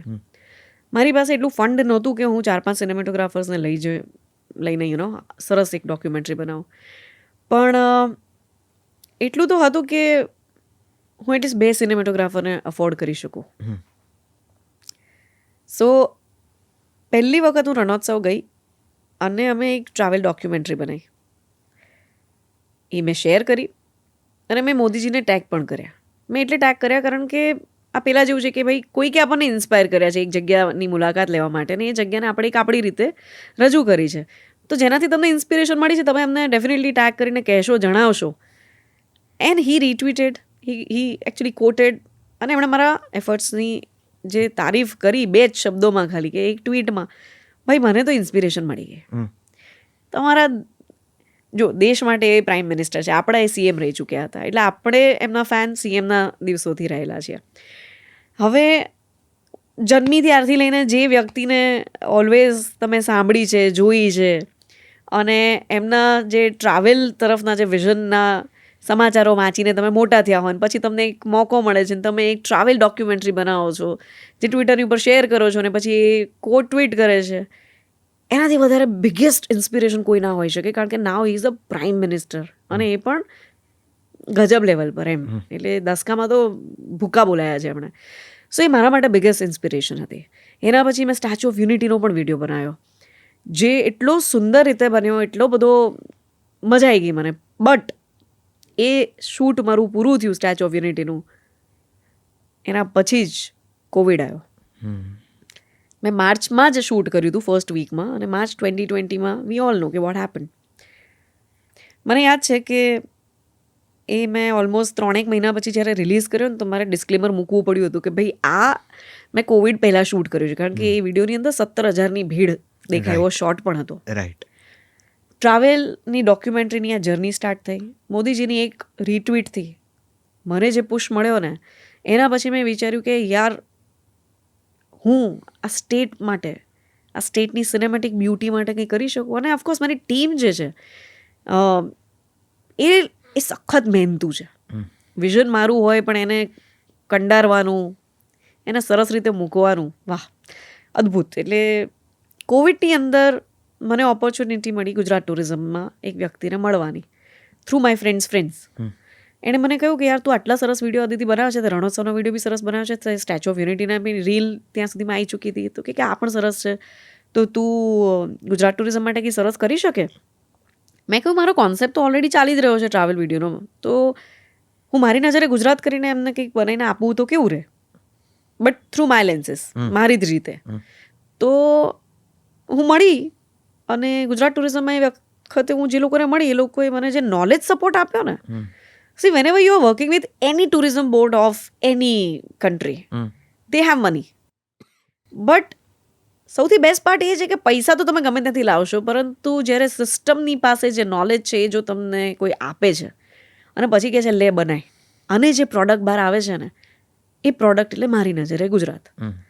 સિસ્ટમની અંદર જ કામ કરતી વ્યક્તિઓએ જ્યારે અમુક બુક્સ મારી સાથે શેર કરી, અમુક આર્ટિકલ શેર કર્યા, મેં રિસર્ચ કર્યું, અને મને એમ થયું કે યાર, આ તો ગુજરાત તો ભાઈ હું વિચારું છું એના કરતાં બી નેક્સ્ટ લેવલ બ્યુટીફુલ છે. અને હું કોવિડના જ સમયે નીકળી પડી હતી શૂટિંગ માટે. 100 દિવસ પછી હું જ્યારે નીકળીને, તો તું નહીં માનને નૈશત, ગુજરાતની હવા જ્યારે ચોખ્ખી હોય છે, ત્યારે જે ગુજરાત દેખાય છે, અને જે સિનેમેટિક બ્યુટી છે, બધી પરમિશન સાથે, બધા નોલેજની સાથે, પ્રી પ્રોડક્શન સરસ કરીને સૌથી પહેલી મુલાકાત પોલો ફોરેસ્ટની લીધી. અને હર્ષે જે વિડીયો બનાવ્યો, અદ્ભુત વિડીયો બનાવ્યો, પહેલો જ વિડીયો 1 મિલિયન વ્યૂઝ. અને એ વખતે કોઈ માનવા તૈયાર નહોતું. મને હજી પણ યાદ છે કે મીટિંગ દરમિયાન જ્યારે અમે ચર્ચા કરીએ ને, તો કે યાર, ગુજરાતી ભાષામાં તમે હિન્દીમાં બનાવો ને, આપણે તો બહારના ટુરિસ્ટ નહીં જોઈએ. મેં કહ્યું કે કોવિડના સમયે આપણને ખબર નથી બહારથી ટુરિસ્ટ આવશે, બસ નથી ચાલુ, ટ્રેન નથી ચાલુ, ફ્લાઇટ નથી ચાલુ, તો આપણા ટુરિઝમને આપણે આપણી રીતે પ્રમોટ કરીને આપણા લોકોને ઇન્સ્પાયર કરીએ ને, કે આપણી ઇકોનોમીમાં કોન્ટ્રીબ્યુટ કરો. એવી જ રીતે આપણું બાલાજી આગળ આવ્યું છે. તો એમણે કહ્યું ઓકે, ટ્રાય ઇટ. અને એ બહુ ટ્રાયલ અને એક્સપેરિમેન્ટ હતું. પોલો ફોરેસ્ટ ગુજરાતી ભાષામાં 1 મિલિયન એટલે બહુ કહેવાય, રેકોર્ડ બ્રેકિંગ. એના પછી મેં સાપુતારા શૂટ કર્યું, તો ઓહો, ભૂકા બોલાવી દીધા. સાપુતારા તો જે સુંદરતા હતી, but at the same time જ્યારે મેં નારી હોટલની વિઝિટ કરી, અને એ બેનની આંખોની ખુશી જોઈ, અને એની સાથે જે દર્દ દેખાયું મને, કે 100 દિવસથી છે ને અહીંયા એક થાળી નથી વેચાઈ, ત્યારે ખબર પડી કે ગુજરાતના બહુ જ બધા એવા લોકેશન છે જે ટુરિઝમ ઉપર ડિપેન્ડન્ટ છે. ખાલી કચ્છ જ નથી, સાપુતારા પણ છે, પોળોના જંગલ પણ છે, સ્ટેચ્યુ ઓફ યુનિટી પણ છે. અંબાજીથી આગળ જઈએ એટલે બહુ જ સરસ એક બ્યુટીફુલ જગ્યા છે, આઈ ફોરગોટ ધ નેમ. સો ત્યારે મને એવું થયું કે યાર હું જે કરી રહી છું હું મારી મજા માટે કરું છું, મને ગમે છે સિનેમેટિક બ્યુટી બતાવે, પણ this is more than that. એક એવો કોન્સેપ્ટ ડિઝાઇન કરો કે જે વધારે લોકો સુધી પહોંચે, લોકો ઇન્સ્પાયર થાય અને એમના પૈસા, મહેનતથી કમાયેલા પૈસા ખર્ચીને જગ્યા જોવા ઇન્સ્પાયર થાય. એના માટે તો આદિત્ય બહુ મહેનત કરવી પડશે, અને એ જ મહેનત સાથે એ કોન્સેપ્ટ મેં ચાલુ કર્યો. અને એક થોટ ઓલવેઝ એવો રહેલો હોય છે કે સરકાર તો તમને 1 મિનિટના વિડીયોના જ પૈસા આપશે, હવે હું ત્યાં જઈને 10 મિનિટનો વિડીયો બનાવું, શું ફરક પડે છે? મારી ટીમ જે છે એમનો જે સપોર્ટ છે કે ના આદિત્યબેન 5 દિવસ રોકાવું પડે, આપણે 5 દિવસ રોકાઈને શૂટ કરીએ, પરંતુ ગુજરાતી ભાષામાં શું બને છે એ મારી ફર્સ્ટ કન્ડિશન હતી. Because this is the only way to promote your language. ભાષાની ઉપર આપણે એવું કહીએ ને કે મને મારી ભાષા બચાવી છે, એ રીતે નથી બચતી. તમે બોલો, વાપરો, લોકો સુધી પહોંચાડો, એ બચે જ છે. હું કેટલાય લોકોની સાથે વાત કરતી હોય, હિન્દીમાં વાત કરે, હું ગુજરાતીમાં વાત કરું, એને ક્યારે મને ફોર્સ નથી કરતો કે તું હિન્દીમાં બોલ, ને હું એને નથી કહેતી કે તું ગુજરાતીમાં બોલ. મેં એમાં સબટાઇટલ નાખી દીધા. જેટલા બી નોન ગુજરાતી છે એ લોકો બી મને આજની તારીખે બી પૂછે છે કે યાર वो सापुतारा का आवा रोड क्या दिखता है, वहाँ पे गाड़ी ले जाके मुझे शूट करना है, बताना क्या कर सकते हैं. એટલે એ લોકોને હું કહું કે तुम जाओ, फॉरेस्ट का परमिशन लो और वहाँ पे जाके शूट करो. This is how money will come to our state. This is how people will make some good money. કારણ કે એ ટ્રાઇબલ કમ્યુનિટીની વ્યક્તિઓ ખાલી નારી હોટલનું ખાવાનું સારું બનાવે છે એવું નથી. ત્યાંથી વાંસનો દંડો લાવો તો રાત્રે જ્યારે કૂતરા આપણને બસીને ડરાવે છે ત્યારે દંડો ખાલી હું મારા બારણે પછાડું ને અને એનો જે અવાજ આવે છે ને ત્યારે બી મને પ્રોટેક્ટ કરે છે. અને I always remember Dang that way also. મોન્સૂનની બ્યુટી તો છે જ, બટ તો મારી નજરે ગુજરાત તમે અદ્ભુત જોયું અને દેખાડ્યું. બહુ સ્થૂળ સવાલ છે, પણ આ કદાચ મને લાગે છે બધાને પૂછવો હશે અને જાણવો હશે. કઈ જગ્યા તમને ખૂબસૂરત લાગી, તમારા દિલની નજીક છે આટલી બધી જગ્યાઓમાં ગુજરાતની? મને છે ને યાર, મને કચ્છ બહુ ગમે છે. વ્હાઇટ રન અતિશય બ્યુટીફુલ. એ ભૂમિ બહુ મેજિકલ છે. ત્યાં જાઓ એટલે તમને દર વખતે કંઈક નવું જોવા મળે. પણ કચ્છ છે ને એ તમને 10 દિવસ માંગે તમારી પાસે, તો તમને એનો મેજિક જે છે એ જોવા મળે, બાકી નહીં. મને સ્ટેચ્યુ ઓફ યુનિટી, આખું જે નર્મદા ડિસ્ટ્રિક્ટ છે, not only Statue of Unity પણ એની આજુબાજુના 17-18 ગામની જે બ્યુટી છે ને ભાઈ. મોન્સૂનમાં સ્ટેચ્યુ ઓફ યુનિટીનો આખો પટ્ટો મને ગમે છે. વિન્ટર આવે એટલે મને કચ્છ બહુ ગમે છે. અને સાપુતારા તો સાપુતારા છે, હમ સબકી આંખો કા તારા.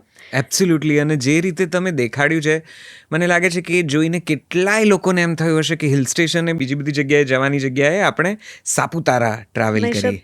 તું માનીશ નહીં, પણ તને ખબર છે કે ગુજરાતી ભાષામાં સાપુતારા ઉપર બનેલો અત્યાર સુધીમાં હાઈએસ્ટ જોયેલો વિડીયો છે એ મારી નજરે ગુજરાતનો સાપુતારાનો છે. Correct. There are and number of videos on Saputara, પણ જે મારી નજરે ગુજરાતમાં મેં સાપુતારાનો વિડીયો રિલીઝ કર્યો અને આજે પણ હું એનો વોચ આવર ટાઈમ જોઉં છું ને, મારું દિલ ખુશ થઈ જાય છે કે વાહ.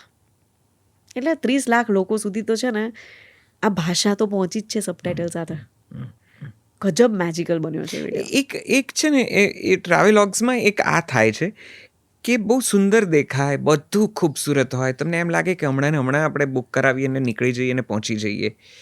પણ જ્યારે ખરેખર તમે જાઓ ત્યારે કદાચ એ દ્રશ્યો ન દેખાય. હા, જેવું શિવરાજપુરમાં થતું હશે લોકો સાથે. તો એ શું, એ આપણે એ ક્યાં ચૂકી જવાય છે? શેની ખોટ છે જે કેમેરામાં તો બહુ અદ્ભુત લાગે છે પણ પછી રૂબરૂ જોયામાં એ અનુભવ જરાક ખારો થઈ જાય છે? મને છે ને એક વ્યક્તિ એવું કહ્યું હતું કે આદિત્યબેન તમે છે ને સારી સારી જગ્યાઓ ને એની પર વિડીયો ના બનાવો, એની બ્યુટી છે ને ખરાબ થઈ જાય છે. મેં કહ્યું હું નહીં બનાવું ને તો સરકાર પાસે તો ઘણા પૈસા છે, કોઈ બીજા હાયર કરીને બી બનાવી શકે એમ છે. સર્ટન જગ્યાઓ ખૂબ સુંદર છે અને એને બગાડવાનું કામ આપણે એઝ અ ટ્રાવેલર કરી નાખીએ છીએ, ટુરિસ્ટ બનીને જઈએ છીએ. હું હંમેશા લોકોને કહું છું બી અ રિસ્પોન્સિબલ ટ્રાવેલર. આ જોઈન્ટ એફર્ટ છે, એમાં આપણે એવું ના કહી શકીએ કે યાર ગવર્મેન્ટની જવાબદારી છે કે આ બીચ ક્લીન હોવો જોઈએ. આપણી બી જવાબદારી છે બોસ. આપણે ત્યાં ફરવા જઈએ છીએ, શું કરવા કચરો કરવાનો? નેક્સ્ટ જનરેશનને જુઓ તમે. મને ખબર છે કે જો હું ગાડીમાંથી ભૂલથી પણ રેપર બહાર ફેંકું, જેવું નથી કરતી, પણ જો ફેંકું ને તો મને મારા જ ઘરની કોઈ નાની વ્યક્તિ હશે ને ટોકશે કે આ શું કરે છે. તો એ જે પેલું કહે ને કે આપણા બિહેવિયર, આપણા વર્તનમાં જે આખા વિચિત્ર પ્રકારનું કંઈક થઈ જાય છે ને ટ્રાવેલ ડેસ્ટિનેશન ઉપર જઈને, એના લીધે છે ને ઘણી બધી જગ્યાઓ ખૂબ ખરાબ થઈ જતી હોય છે. અને મને તો એવું પણ લાગે છે કે સર્ટન કન્ટ્રીઝ એક વસ્તુ કરી રહી છે કે ભાઈ અમારી જગ્યા સુંદર છે તો અમે લિમિટેડ ક્રાઉડ જ એન્ટરટેન કરીશું, કે આ જગ્યાની કેપેસિટી જ નથી આટલા લાખ લોકોને સમાવવાની, તો ચલો નોંધણી પ્રક્રિયા કરો ને, લિમિટેડ લોકોને જ આવવા દો. એ જગ્યાની બ્યુટી પણ એવી રહેશે. કારણ કે તમે વિચારો કે કોઈ જગ્યાની મુલાકાત 1 લાખ લોકો લે છે અને પછી જ્યારે ગંદી થાય છે તો સરકાર પણ એને કેવી રીતે સાફ કરી શકે? અને કોઈક જગ્યા એવી એટલે પણ ગંદી થાય છે કારણ કે ડસ્ટબિન નથી મળતા. કોઈક જગ્યા એઝ અ ફિમેલ ટ્રાવેલર મને ખબર છે કે 6 કલાક થઈ જાય મને વોશરૂમ સારું નથી જ મળતું એમ. તો ઘણી બધી જગ્યા ખરાબ થવાનું કારણ છે કે ત્યાં આપણી પાસે સારા ડસ્ટબિનની વ્યવસ્થા નથી હોતી, પબ્લિક ટોયલેટ્સ નથી હોતા, પબ્લિક એવી પ્લેસીસ નથી હોતી જ્યાં તમે શાંતિથી રિલેક્સ કરી શકો. અને પછી લોકો પેલી આમ ચાદરો પાથરે છે, નાસ્તા કરે છે, કચરો ત્યાં ફેંકીને જતા રહે છે. અને એટ ધ સેમ ટાઈમ મને એવું લાગે છે કે રિસ્પોન્સિબલ ટુરિઝમનો એક અભાવ છે કે એ આપણે નથી કહી શકીએ. જ્યારે હું ગઈ શિવરાજપુર બીચ, અતિશય સુંદર લાગે જ નહીં તું ગુજરાતમાં છે. એન્ડ કટ્ટુ 2 વર્ષ પછી મારી બેન ગઈ, મને કે યાર તે શું એડિટ કર્યું તું અદિતિ? મેં કહ્યું કેમ આવું કે છે? મને કે VFXથી એને સુંદર બતાવ્યો તો. મેં કહ્યું કેમ? મને કે બીચ તો બહુ સુંદર છે પણ પબ્લિક બહુ જ હતી અને જ્યાં ને ત્યાં લોકો ખાલી એક પટ્ટો સાફ છે, આજુબાજુ લોકો બહુ ગંદકી કરતા હતા. મેં કહ્યું તે શું કર્યું વખતે? કોઈને ટોક્યા? મને કે એવું થોડી કોને રોકાય? એ જ કમી છે. તને હું હમણાં ટિકિટ ખર્ચીને એમ કહીશ દુબઈ જા. દુબઈમાં મને એક અનુભવ થયો હતો.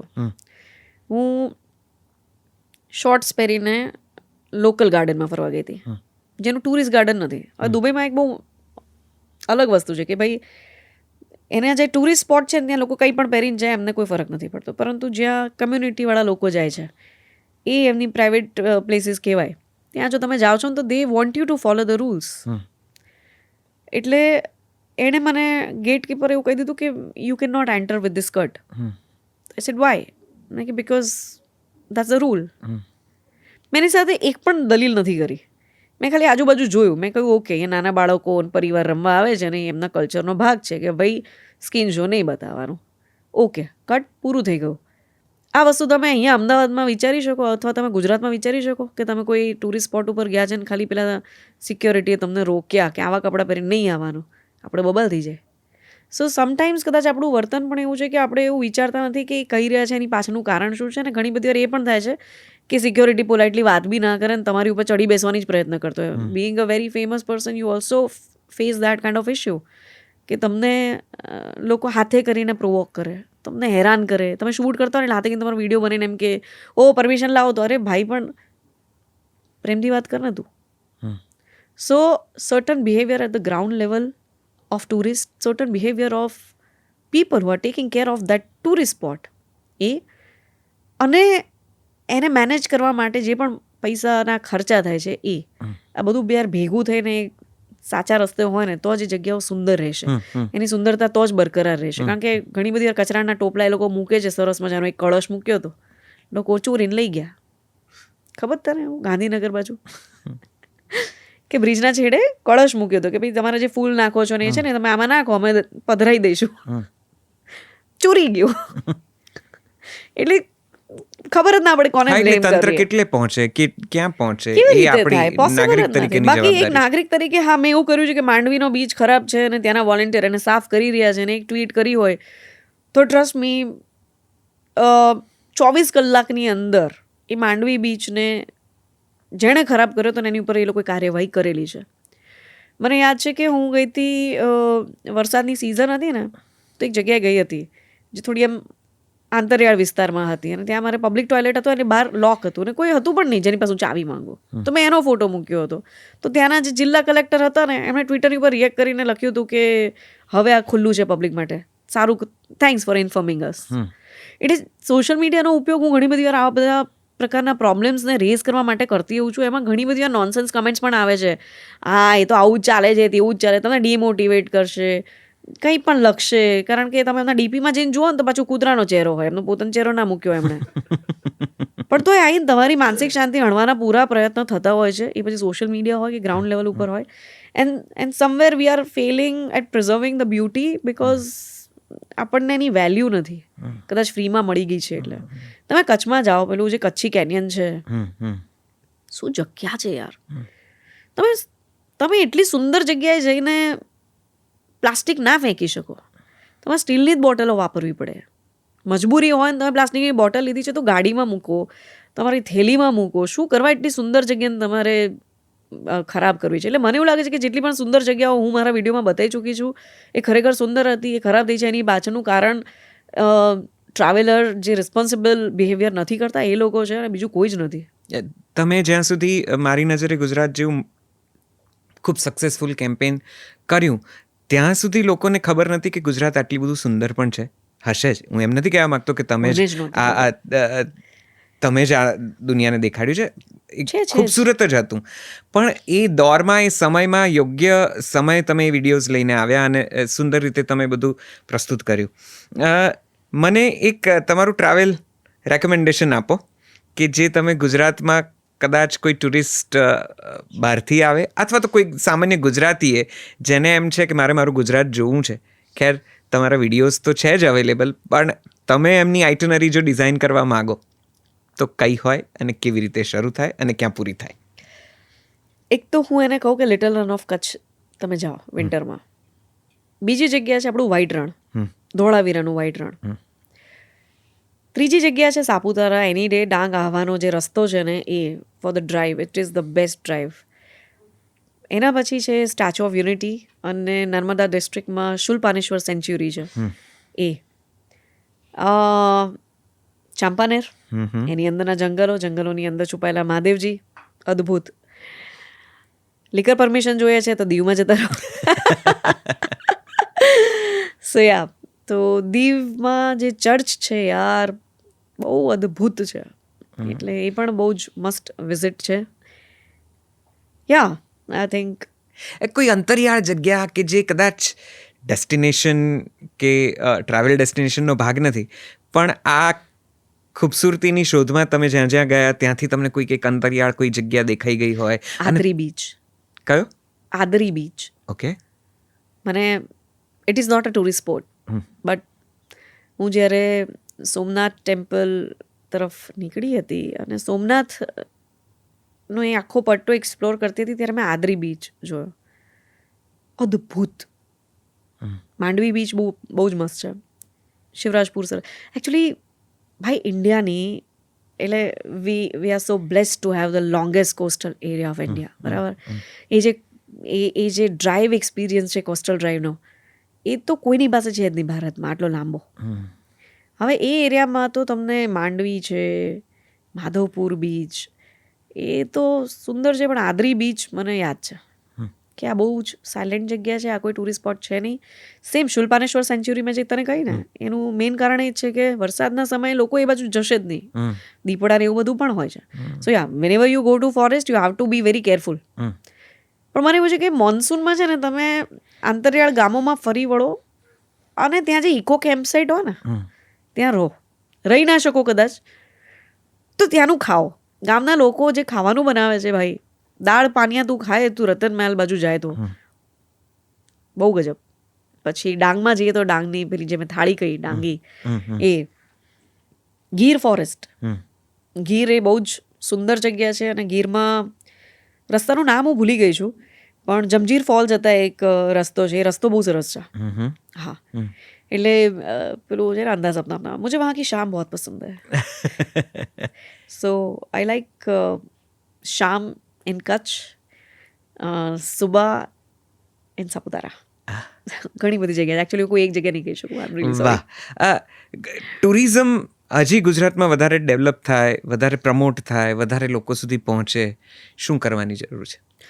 યાર ઘણું બધું કરવાની જરૂર છે, બટ યુ નો સરકારની સાથે તમારે કામ કરવું ને તો there is a process two follow. Tender પ્રક્રિયા હોય, ટેન્ડર પ્રક્રિયામાં જે પણ પ્રક્રિયાઓ લાગુ થતી હોય એ બધું પણ હોય. જે કદાચ આપણા જેવા વ્યક્તિઓ જેણે રેડિયોમાં કામ કરેલું છે, જેણે મીડિયામાં કામ કર્યું છે, એન્ટરટેનમેન્ટ ઇન્ડસ્ટ્રીમાં કામ કર્યું છે, એને પલ્લે જ ના પડે. Creative brain doesn't know the paper work, right. એટલે જેટલા પણ ક્રિએટિવ બ્રેન છે એ અને જે પેલું થિયરીમાં કામ કરતી વ્યક્તિઓ છે આ બે ભેગા થઈ જાય ને તો ગજબ કામ થઈ શકે એમ છે. All they have to understand the limitations. મારે એ સમજવાની જરૂર છે કે ભાઈ આ તંત્રમાં જે કામ કરે છે એ વ્યક્તિ આનાથી વધારે ના કરી શકે, અને એમણે એ સમજવાની જરૂર છે કે આ બેન જે છે એને આનાથી વધારે નહીં ફાવે.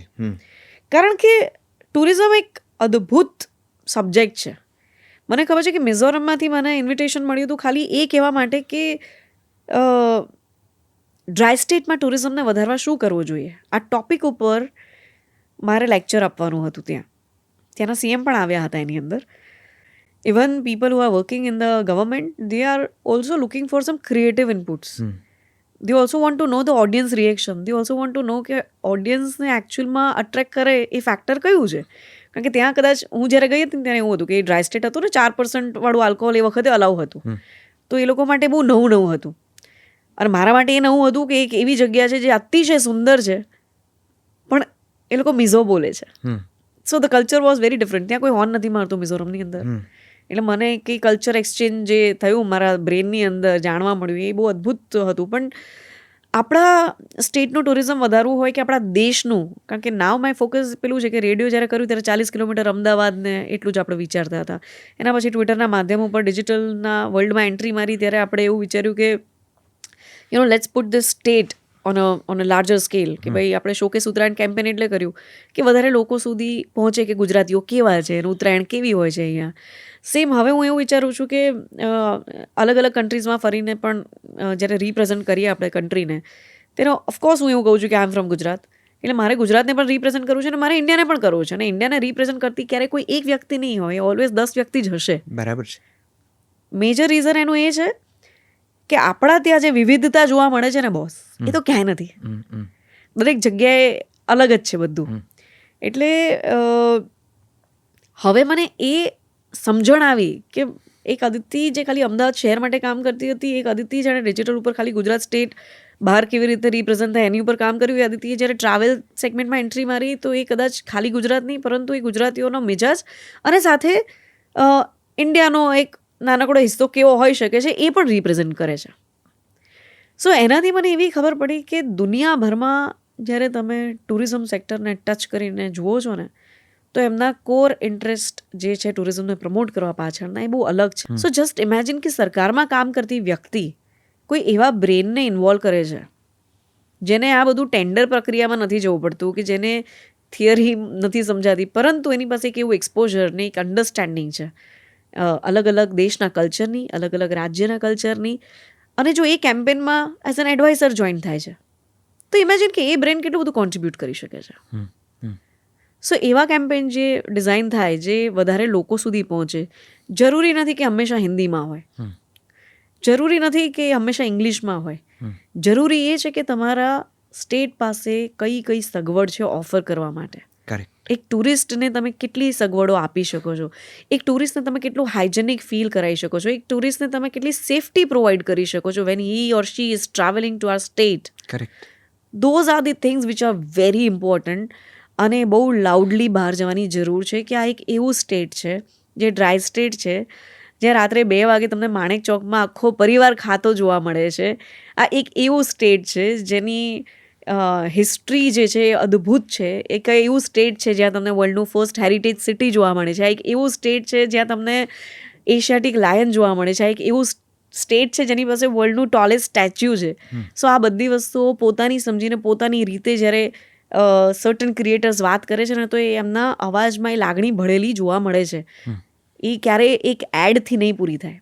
સો campaign needs these kind of people. Certain ક્રિએટર્સની વાત કરી ત્યારે વચ્ચે એક આખો એવો દોર પણ આવ્યો હતો કે ઘણા બધા creators, local celebrities, singers, actors were promoting various spots and destinations of our state. કેટલીક વસ્તુઓ પહોંચી, કેટલીક નથી પહોંચી, પણ સેલિબ્રિટી એન્ડોર્સ કરે કોઈ એક સ્થળને કે કોઈ એક જગ્યાને, એ પણ એક આખો સમય રહ્યો. બદલાયું કેટલું એ નથી ખબર, પણ એ વિડીયોઝ બધા કદાચ પહોંચ્યા બહુ. તો હંમેશા સેલિબ્રિટીઝ કે કોઈ ડિજિટલ કોન્ટેન્ટ ક્રિએટર સારી મિલિયન્સ વ્યૂઝ કે રીચ સાથે કોઈ સ્થળને બતાડે તો શું એનો ફેર પડે છે? એ ખરેખર ફૂટફોલ્સમાં કન્વર્ટ થાય છે? ટુરિઝમ વધે છે? એનાથી ટુરિઝમને કોઈ મોટું બળ મળે છે? અમિતાભ બચ્ચન સાહેબનું કેમ્પેન હતું, એના જેવું તો કોઈ કેમ્પેન આખા ઇન્ડિયામાં કોઈએ નથી કર્યું. એટલે ગુજરાત ટુરિઝમ અને બચ્ચન સાહેબ આ બે ભેગા થઈને જે વર્ષો પહેલાં કેમ્પેન કર્યું અને એનાથી જે ફૂટફોલ આવ્યો છે એ એવો ફૂટફોલ છે કે જેને કદાચ તમે કમ્પેર કરી શકો છો દુબઈ ટુરિઝમ કેમ્પેન સાથે, કે દુબઈ ટુરિઝમે જ્યારે શાહરૂખ સાથે કેમ્પેન કર્યું અને એને જે ફૂટફોલમાં ઇન્ક્રીઝ જોવા મળ્યો હશે. એટલે આપણે એક અદ્ભુત કેમ્પેન વર્ષો પહેલાં કર્યું. એના પછી ટ્રેડિશનલ મીડિયા માર્કેટિંગ થતું રહ્યું ટુરિઝમને લઈને. અને એમાં એવું છે ને કે તમે ન્યૂ એજ મીડિયા માર્કેટિંગ ત્યારે જ કરી શકો જ્યારે સિસ્ટમની અંદર એને સમજવાવાળા લોકો પણ હોય.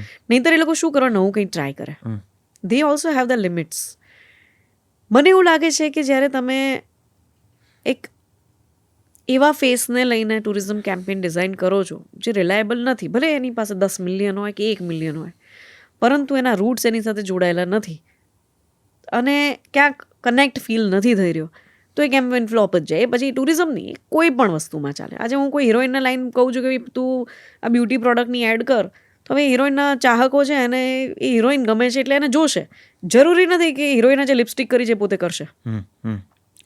પરંતુ હું જો કોઈ એવા હીરોને ફોલો કરું છું જે પોતાના એથિક્સ ઉપર ચાલે છે, ફોર એક્ઝામ્પલ અક્ષય કુમાર છે, કે આપણને ખબર છે કે એ માણસ સિગરેટ નહીં જ પીવે, તો એ અક્ષય કુમાર જ્યારે ટોબેકો બ્રાન્ડ એન્ડોર્સ કરે છે તો આપણને નથી ગમતું ને, કારણ કે ત્યાં હું ફેન કરતાં વધારે એક એડમાયરર છું. હું એ માણસના સિદ્ધાંતોને ફોલો કરું છું, વહેલા ઉઠવાના કે એક્સરસાઇઝ કરવાના કે ફિટ રહેવાના. તો જ્યારે તમે કોઈ એવા વ્યક્તિને કેમ્પેનમાં જોડો છો જે ક્રેડિબિલિટી સાથે આવે છે પોતાની, તો એ ફૂટફોલ વધારે કે ના વધારે, એ અવેરનેસ વધારે છે. કોઈ પણ કેમ્પેન ફૂટફોલ વધારવા માટે નથી, અવેરનેસ વધારવા માટે છે. કે એક 101 ટ્રાવેલ એજન્ટ જ્યારે 10,000 ઓડિયન્સને મનાઈ રહ્યા છે શિવરાજપુર બીચ માટે, અને 10,000 ઓડિયન્સ પૂછે છે કે એ શું છે શિવરાજપુર બીચ, મેં તો પહેલી વાર સાંભળ્યું, તો 101 ટ્રાવેલ એજન્ટ એમને શેર કરે છે વિડીયો, એ જોઈને એમને આવવાની ઈચ્છા થાય. એ વિડીયો હોવો બહુ જરૂરી છે અને એના હોસ્ટનું એક કનેક્ટ હોવું બહુ જરૂરી છે, યા તો નવી વ્યક્તિ સાથે યા તો જે ઓલરેડી જોડાયેલી છે એની સાથે એની જોડે. જેમ કે આદિત્ય ગઢવીનું જે ધન્યધરા ગુજરાત છે, અદ્ભુત કેમ્પેન. કેમ? કારણ કે એના સંગીત સાથે જોડાયેલું છે, એના સ્ટોરી ટેલિંગ સાથે જોડાયેલું છે. તો મને એવું લાગે છે કે આદિત્ય ગઢવી, કે જેની પાસે સાહિત્યનું નોલેજ છે, જેની પાસે ગાયકી છે, જેની પાસે મ્યુઝિક કમ્પોઝર તરીકે પણ અદ્ભુત નોલેજ છે, એક એવી વ્યક્તિ જે ગુજરાતી ભાષા માટે ઓલરેડી વર્ષોથી કામ કરે છે, એ વ્યક્તિ જ્યારે ધન્યધરા ગુજરાત કેમ્પેન લઈને આવે તો થોડું વધારે પોતીકું લાગે છે. તો કેટલું પોતીકું લાગે. આપણને એમ થાય કે મારે યાર આ ટ્રેક સાંભળવો છે ને એની સાથે જોડાયેલી વાર્તા તો આદિત્ય કહે છે એટલે સાંભળવી છે. ડુ યુ થિંક કે કોઈ બીજો સિંગર આપણને કચ્છની વાત કે જુનાગઢની વાત કરે તો સાંભળવી ગમે? એ આદિત્ય ગઢવી કરે તો જ મજા આવે. એમાં પછી બીજું કોઈ ના ચાલે, એમાં આદિત્ય પોતે પણ ના ચાલે. કેટલીક વસ્તુ એવી છે કે કદાચ જેમ કે માતાજીની કોઈ જગ્યા છે, તો ગીતાબેન રબારી છે કે કિંજલ દવે છે, જો એ એના વિશે કદાચ ચર્ચા કરે છે ને તો આપણને મજા આવશે. કદાચ એ સેલિબ્રિટી જે જોડાયેલા છે એ જગ્યા, એ વાત, એ વસ્તુ સાથે, એ અને એન્ડોર્સ કરે તો ફેર પડે છે. હા, મિથિલા આવીને જો આપણી સાથે વાત કરે આપણા દ્વારકાની, તો એ મીઠડી છોકરી કેવી સરસ લાગે, ભલે ને હિન્દીમાં બોલે કે ઇંગ્લિશમાં બોલે, એ સેકન્ડરી છે. પરંતુ જે પણ જગ્યા તમે રિપ્રેઝન્ટ કરો છો એના ભાવ સાથે જો તમે જોડાયેલા છો કોઈ પણ રીતે, આજે હું કાશ્મીરની વાત કરું પણ હું ઉપર છેલ્લી વાત કરીશ તો તને નહીં ગમે, પણ એ કાશ્મીરમાં કે એ સ્પીતિમાં જ્યારે હું ફરી છું, જે અનુભવ્યું છે એ વાત કરું છું, એટલે તને કાશ્મીરનો એ વિડીયો ગમશે, કે એટલે તને સ્પીતિની એ રીલ ગમશે. અને એટલે કદાચ એ કારણ છે કે સેલિબ્રિટી એન્ડોર્સમેન્ટ એ સમયે ખૂબ ચાલ્યા. દરેક બીજો celebrity was endorsing some or other place, જે પછી હવે ઓછું થઈ ગયું. અને હવે તમે જુઓ તો કદાચ આખા દેશના મોટાભાગના સ્ટેટ્સમાં હવે કોઈ celebrity is not endorsing the particular tourism ડિપાર્ટમેન્ટે પોતપોતાની રીતે જ કેમ્પેન્સ કરીને હવે કરી રહ્યા છે. એમાં પણ એવું થાય છે ને, બધા ક્રિએટર્સ આવે છે, બરાબર, ટુરિઝમ ડિપાર્ટમેન્ટ ધારો કે સર્ટન ક્રિએટર્સને ઓપોર્ચ્યુનિટી આપે છે, and this is not only about Gujarat tourism department, but this is about the world tourism. Right. કે અલગ અલગ દેશના લોકો અલગ અલગ કન્ટ્રીથી જે કન્ટ્રીની સર્ટન ઓડિયન્સને અટ્રેક્ટ કરવી છે એનું રિસર્ચ કરે છે. ફોર એક્ઝામ્પલ, ઇફ ઓસ્ટ્રેલિયા વિચારે છે કે મારે ઇન્ડિયાથી ટુરિસ્ટ જોઈએ છે, તો એ એવું રિસર્ચ કરશે કે ઇન્ડિયામાં સૌથી વધારે પૈસો કોણ ખર્ચે છે ટ્રાવેલ પાછળ, તો રિસર્ચ કહેશે ધારો કે પંજાબી ને ગુજરાતી, એટલે પંજાબનો એક સૌથી નીશ ક્રિએટર ઉઠાવશે. એવો ક્રિએટર નહીં ઉઠાવે જે ખાલી પેલા સ્લો મોશન વિડીયોથી કે વલ્ગર કોમેડી કરીને નંબર ઓફ વ્યૂઝ લાયા છે. એ એવો ક્રિએટર ઉપાડશે જેની કલ્ચરલ વેલ્યુ છે. એના માટે દિલજીત દોસંજ જેવો વ્યક્તિ પણ કદાચ એમને વધારે ગમશે, કારણ કે એ જે રીતની પોતાની રિજનલ લેંગ્વેજ સાથે ને લોકો સાથે કનેક્ટેડ છે, તો એ એવા વ્યક્તિને ઉઠાવશે. એ ગુજરાત જોશે તો કદાચ ધ્વનિત જેવી વ્યક્તિને પણ ઉપાડી શકે છે પોતાના કેમ્પેન માટે, કે યાર આ માણસ જો આની પાસે તો જે ભાષાનું નોલેજ છે ને યાર, જેણે દાયકાઓ આપ્યા રેડિયોમાં, તો આનો તો શું કનેક્ટ હશે. આ કહેશે તો લોકો 100% બિલીવ કરશે કે ઓસ્ટ્રેલિયા બહુ સરસ જગ્યા છે. સો આ પ્રકારના રિસર્ચ કરીને હવે અલગ અલગ દેશના ટુરિઝમ પોતાના કેમ્પેન્સ કરે છે, અલગ અલગ દેશના વ્યક્તિઓ અલગ અલગ એવા ક્રિએટરને બોલાવે છે, અને they call it intelligent influencer sometimes, કે we are looking for an intelligent influencers who can represent our culture in their language. They are not even considering what language you are speaking. They are only considering your talent, your skills, your connection, your authenticity. Do you even understand the funda of culture? Are you believing in respecting other culture? આવા બધા parameter check કરીને પછી એ પોતાના tourism ambassadors ને select કરે છે. For them these are the tourism ambassadors, not the official brand ambassadors નથી. પણ ભાઈ આ એક એવી વ્યક્તિ છે જેને અમે 5 વાર બોલાવીશું. કેમ? કારણ કે 5 વાર આવશે ને 5 જગ્યાઓ ફરશે અને એના વિશે જે બોલશે એ જે લાગણી છે એના અવાજમાં ભળી જશે. અમે કરીશું તો એડ લાગશે, એ કહેશે ને તો પોતાની કંઈક વાત કહે છે એવું લાગશે. તો આ ઇમોશન જેને કહેવાય, that you correct very very well, કે જે કદાચ એટલા માટે કદાચ તારા વિડીયોઝ જે છે એ લોકોને થોડા વધારે પોતાના લાગ્યા, કારણ કે પોતાની વ્યક્તિ પોતાનું જ કોઈ ગામ કે શહેર કે સ્થળ બતાવી રહી છે. આટલી બધી જગ્યાઓ સુંદર રીતે ફિલ્માવી, સુંદર દેખાડી, ક્યાંય કડવા અનુભવ થયા? કોઈ જગ્યાએ સ્કેરી અનુભવ થયા? ક્યારે ફસાઈ ગયા, ભરાઈ ગયા, તો તકલીફ પડી ગઈ ને કેમેરો કદાચ આગો પાછો થઈ ગયો ને આવા કોઈ ચિત્ર વિચિત્ર અનુભવ થયા? થયા છે યાર. જો જે કડવા અનુભવ છે ને એટલા બધા કડવા છે ને કે યાદ નથી કરવા. એમ? એટલે આમ તને ખબર છે કે નેશનલ જિયોગ્રાફી છે, એનિમલ પ્લેનેટ છે, આ પ્રકારના જે ચેનલ્સ છે જે અદ્ભુત કામ કરે છે, 4Kમાં વિડીયો બનાવે છે વાઇલ્ડ લાઈફની ઉપર, એમાં ક્યારે આપણી ભાષામાં કશું જ નથી હોતું. તો મારે ગીર વિડીયો બનાવવાનું જ્યારે થયું તો એની આપણે પરમિશન લીધી ને બહુ સરસ રીતે વિડીયો બનાવ્યો. અને સર્ટન વિડીયોઝ તો ગવર્મેન્ટના સપોર્ટ વગર પોસિબલ જ નથી. વેન આઈ સે સપોર્ટ ને, trust me, it is a genuine support. It is not about any kind of commercial transaction. It is about the support in knowledge. It is about the support in explaining me કે what kind of permission is required. Support of the system. Support of the system. કે ભાઈ Aditi, legally આ જ રીતે આ વસ્તુ આમ કરવી જોઈએ તારે ને, આ હું તને જ્ઞાન આપું છું ને કર. તમને જ્ઞાનનો સપોર્ટ મળે પછી તો તમે દુનિયા જીતી લો બોસ.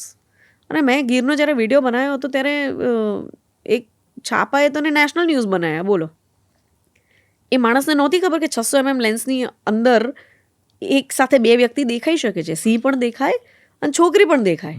એનો મતલબ એ નથી કે મેં સિંહના ગળામાં હાથ રાખીને ફોટો પાડ્યો છે. મને પણ ખબર છે કે ભાઈ મારે મારા વાઇલ્ડ લાઈફને પ્રોટેક્ટ કરવાના છે. તો મારા મૂળભૂત નિયમોનો એક નિયમ છે કે ભાઈ જ્યારે પણ તમે બહાર જાઓ છો, you have two follow the rules.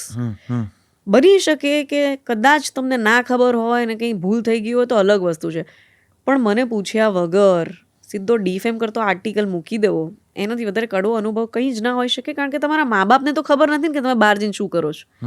એ તો ખાલી એટલું જ જોઈએ છે કે ન્યૂઝપેપરમાં આવું કંઈક આવ્યું છે કે તે સિંહ સાથે સેલ્ફી લીધી બેટા. એટલે એન્કરેજ તમે નથી કરી શકતા વાંધો નહીં, પણ તમે કોઈને ડિસ્કરેજ કેમ કરો છો? તમે પૂછી લો. You are just one call away. You are a reporter, you are a journalist. Proof checking કરવું એ તો તમારી બેઝિક ડ્યુટી છે. સો આ સૌથી કડવો અનુભવ છે મારો, જે મારે ખરેખર અને ખાસી ચર્ચા થઈને મને ના ગમે. મને એવું થઈ ગયું હતું કે મારી આખી જિંદગી મારી નજરે ગુજરાત નથી કરવું. મને ખરેખર એ વખતે એવું થઈ ગયું કે મારો ઇન્ટેન્શન તો એકવાર પૂછી લીધો હતો જર્નાલિસ્ટે. આ તો પછી ખબર પડે છે ભાઈ કે બધું આ તો અલગ જ છે ભાઈ, જવા દો કે નથી બોલવું આપણે. પણ યા એ વસ્તુ છે કે જ્યારે તમે અમુક જગ્યાએ જાઓ છો શૂટિંગ કરવા માટે, તમારે પરમિશન માટે અપ્લાય કરવું પડે છે. ને ઘણા બધા લોકોને પરમિશન નથી મળતી. એનું કારણ છે કે યાર ફોરેસ્ટમાં બેઠેલી વ્યક્તિને સમજાય છે કે તમે કેમ પરમિશન સાથે ઘૂસીને શું કરવા માંગો છો. હવે આપણા ઇન્ટેન્શન, આપણે ભોળું પ્રાણી, એ ઇન્ટેન્શન સાથે ગયા હોય કે ગુજરાતી ભાષામાં એક એવો વિડીયો બનાવો છે જે રૂરલ ઇન્ડિયાની અંદર ડિજિટલ સ્ક્રીનમાં લોકો ભણાવવામાં વાપરી શકે અને ફ્રી ઓફ કોસ્ટ અવેલેબલ હોવો જોઈએ યુટ્યુબની ઉપર. ધારું તને વેચી શકું છું, નથી કરવા, એ ધંધા જ નથી કરવા. આપણે એવું જ બનાવવું છે કે એ શિક્ષક ખુશ થાય કે મારા બાળકોને મેં યાર સિંહનો આવો શોર્ટ બતાવ્યો ગુજરાતી ભાષામાં, આને કેશવાળી કહેવાય ને એ શબ્દ આવ્યો, આવવાનો છે ક્યારે ડિસ્કવરી ચેનલ ઉપર, then why you guys are not working on it? Either you create it or let me create it.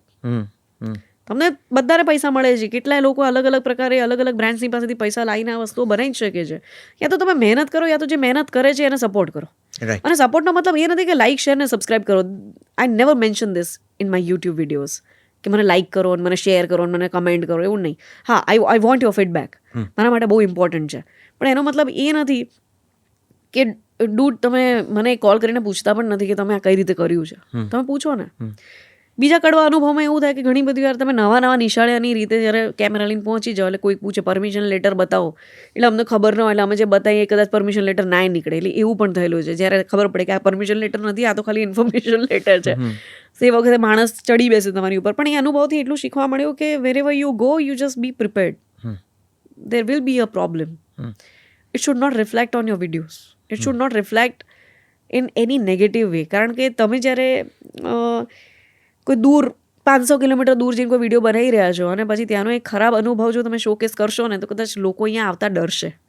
જો એવું કહી દઈશ ને કે સાપુતારામાં ફરવું 7 વાગ્યા પછી તો ભયાનક છે, તો લોકો એને કન્સિડર કરશે. તમારી પાસે એક પાવર છે, એનો મિસયુઝ ના થવો જોઈએ. તમારી સાથે પર્સનલી ખરાબ અનુભવ થયો એનો મતલબ એ નથી કે તમે પ્રેજ્યુડાઇઝ થઈને એ જગ્યા વિશે ખરાબ બોલો. એ એટલા માટે પછી મેં કહ્યું કે ભાઈ મારે આ બધા નકારાત્મક અનુભવો ભૂલી જવા છે, મારે સકારાત્મક યાદ રાખવા છે. ક્યાંક ચોરી થઈ ગઈ, ક્યાંક પંચર પડ્યું, ગાડી બાડીને અટકી ગયા અને અડધી રાત્રે એમ થયું કે આ તો ફસાઈ ગયા, કોઈક જગ્યાએ પાછા ફરતા રસ્તો ના મળ્યો, આવા કંઈક આમ ફિલ્મી અનુભવો થાય. બહુ ખરાબ અનુભવ એવો થયો હતો. જો પંચર તો પડેલું છે, એ તો પડે જ. હા, એ તો પડે જ. પછી એકવાર એવું થયું હતું કે મસ્ત પાણીનો શોટ આવી રહ્યો હતો, તો બહુ જ ગજબ શોટ આવે છે, બહુ જ ગજબ શોટ આવે છે કરીને જે રિસ્ક અમે લેતા હોઈએ છીએ ને પાણી સાથે, એમાં અમારા કેમેરા ડેમેજ થઈ ગયો. અને બીજા દિવસે અમારે પાછું આવવાનું હતું. And this happen in Shivrajpur beach. અચ્છા. તો શિવરાજપુરમાં છે ને ક્રિસ્ટલ ક્લિયર પાણી હતું. કેમેરા વોટરપ્રૂફ ના હોય, અમે હાઈટેક કેમેરા વાપરીએ છીએ, અમે પેલા ગોપ્રો ઉપર શૂટ નથી કરતા. તો કેમેરાની સેન્સરમાં શિવરાજપુર બીચનું પાણી જાય એટલે ગયો કેમેરા. એટલે એક અમારું નુકસાન થયું હતું. ત્યારે ખબર પડે કે ભાઈ જ્યારે તમે કોસ્ટ ક્યારેક મૂકો ને તો કટ ટુ કટ ના મૂકવી જોઈએ. ધંધો કરતા શીખો. આપણે ક્રિએટિવ બ્રેન વિચારતા જ નથી. 5 રૂપિયા થવાના છે, ઓકે 5 રૂપિયા થવાના છે, ત્યાં વાત પૂરી થઈ જાય છે. મારા પપ્પા મને ઓલવેઝ એવું કહે છે કે બેટા તું ક્યારે સફળ બિઝનેસમેન નહીં બની શકે, કારણ કે તું છે ને દિલથી ડિસિઝન લે છે. એટલે હું કહું કે ઓકે લેટ મી ટ્રાય પપ્પા. સો યા પાણી ઘૂસી ગયું મારા કેમેરામાં, એ નુકસાન થયું. એકવાર મસ્ત મજાનું ડ્રોનની પરમિશન હતી અને ઉડાઈ રહ્યા હતા અને ઝાડીઓમાં ફસાઈ ગયું હતું, કારણ કે બહુ સખત હવા હતી. અમને ખબર નથી કે આવું પણ થઈ શકે છે. પછી એક નાનો છોકરો હતો ને, એણે એવું કહ્યું કે 200 રૂપિયા આપશો ને તો ઉપરથી ચડીને ઉતારી આપું. આવા પણ અનુભવ ત્યાં. એક છોકરા એવું કહ્યું કે હું અહીંયાથી છે ને દોડતો નીકળીશ, તમે 100 રૂપિયા આપશો. એટલે તમે જાઓ ને રૂરલ પાર્ટમાં, એટલે ધીસ કિડ્સ બીકોઝ એમનું વેકેશન ચાલતું હશે કે શું ખબર નહીં, પણ કે એમને એવું હતું કે ચલો ને આપણે આ લોકો 3 કેમેરા લઈને આવ્યા છે ને તો કંઈક નવા અખતરા કરીએ, એના રૂપિયા પણ કમાવા મળશે. આવા બચ્ચાઓ જે મળતા હોય આપણને, હવે એવું ના હોય કે આપણે એને પણ એવું મનમાં ના હોય કે આને લૂંટી લઈએ, એવું કશું જ નહીં. મને જો ચોરીનો અનુભવ ક્યારે નથી થયો, મને ક્યારેય કોઈ એવા ખરાબ અનુભવ તો નથી જ થયા કે જેના લીધે મને એમ લાગે કે as a female I am not safe. ક્યારેય નહીં. ગુજરાત આઈ થિંક બહુ જ સેફ છે, નો ડાઉટ. પછી હવે તમે અડધી રાત્રે જંગલમાં જઈને ઊભા રહી જાઓ એવી આશા સાથે કે હું અહીંયા સેફ છું, તો ના. સાંજ પછી નિશાચર પ્રાણીઓ નીકળતા હોય છે, તો એ દરમિયાન અને પ્રાણીઓનું પોતાનું એક એ હેબિટાટની અંદર તમે એન્ટર થાઓ એટલે you have to understand the rules also, how to behave, what kind of responsibilities are there. એ બધું સમજીને જો તમે જાઓ છો તો તમને ક્યારેય ખરાબ અનુભવ નહીં થાય. બાકી આ પંચર પડવા, કેમેરા ડેમેજ થઈ જવા, આનાથી પણ વધારે કંઈક ભયાનક થયું જ હશે. જેમ કે એકવાર અમારે સનસેટ લેવો હતો અને ભરતીને ઓટનું અમે રિસર્ચ નહોતું કર્યું, તો અમે કેમેરા તો મૂકી દીધા. પણ પછી જ્યારે સનસેટ આવ્યો ત્યારે ખબર પડી કે પાણી બહુ અંદર છે અને મારે ચાલીને ત્યાં જવાનું છે, અને એમાં કાંટા જેવા પથ્થર ઘૂસી ગયા હતા મારા પેલામાં, અને મારો સનસેટ મિસ થઈ ગયો. તો કોઈ એવો શોટ કે જે તમારી ડોક્યુમેન્ટરીમાં તો બહુ સુંદર લાગે છે, અદ્ભુત લાગે છે, આમ ઓવારી જવાય એટલો બધો સરસ લાગે છે, પણ એને ક્લિક કરતા અથવા તો એને રેકોર્ડ કરતા બીક લાગી હોય અથવા તો બહુ જ બધી અડચણો વેઠી હોય, એવો કોઈ શોટ યાદ અપાવશો? કંઈ યાદ આવે છે એવું? એ બધું જ છે મારું ફોરેસ્ટની સાથે જોડાયેલું છે યાર. કારણ કે તમે કોઈ જંગલ વિસ્તારમાં હોય તો તમે ચકલીને એવું થોડી એમ કહેવાનું એ ચાલ ગયા કેમેરા સામે શોટ આપ, ચલ સ્માઇલ કર. નેચરને શૂટ કરવા નીકળ્યા છો, so you have to you have to adjust with that hmm કે તમે વરસાદ શૂટ કરવા નીકળ્યા છો પણ વરસાદ જ ના પડ્યો અને જ્યારે પડ્યો ત્યારે એટલો બધો પડ્યો કે તમે તાકાત નહીં કે શૂટ કરી શકો. મારા માટે સ્કેરી અનુભવ હતો જમજીર વોટરફોલ. રિસ્ક લઈને પહોંચી તો ગઈ હું, પણ પછી એ શોટ આપતી હતી તો મને બહુ મજા આવી. અને પછી જ્યાં નીચે આમ ધોધ જો ને મેં કીધું ભાઈ આ તો થોડો ભયાનક છે. આવતા તો આવી ગઈ છું પણ પ્લીઝ મને હાથ પકડીને જરા લઈ જાઓ ને, મને ક્યાંક ચક્કર ના આવી જાય.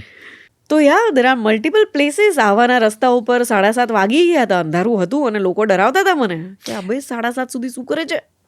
આટલી બધી ફિલ્મો ટુરિઝમ ઉપર બનાવી, ફીડબેકમાં કંઈ યાદગાર અનુભવ, કોઈએ બહુ જ દિલથી કંઈક કીધું હોય, યાદ રહી ગયું હોય, અને એવી કોઈ હેટેડ કમેન્ટ પણ હોય જે પણ તમને જરા ડિસ્ટર્બ કરી ગઈ હોય? ડિસ્ટર્બિંગમાં તો આ જ હતું કે ભાઈ મને પૂછ્યા વગર તમે છાપામાં છાપ્યું, ટીવીમાં આપ્યું, મને પૂછી લીધું હતું કે બેન પરમિશન લઈને કર્યું છે કે નહીં. એ બહુ ડિસ્ટર્બિંગ.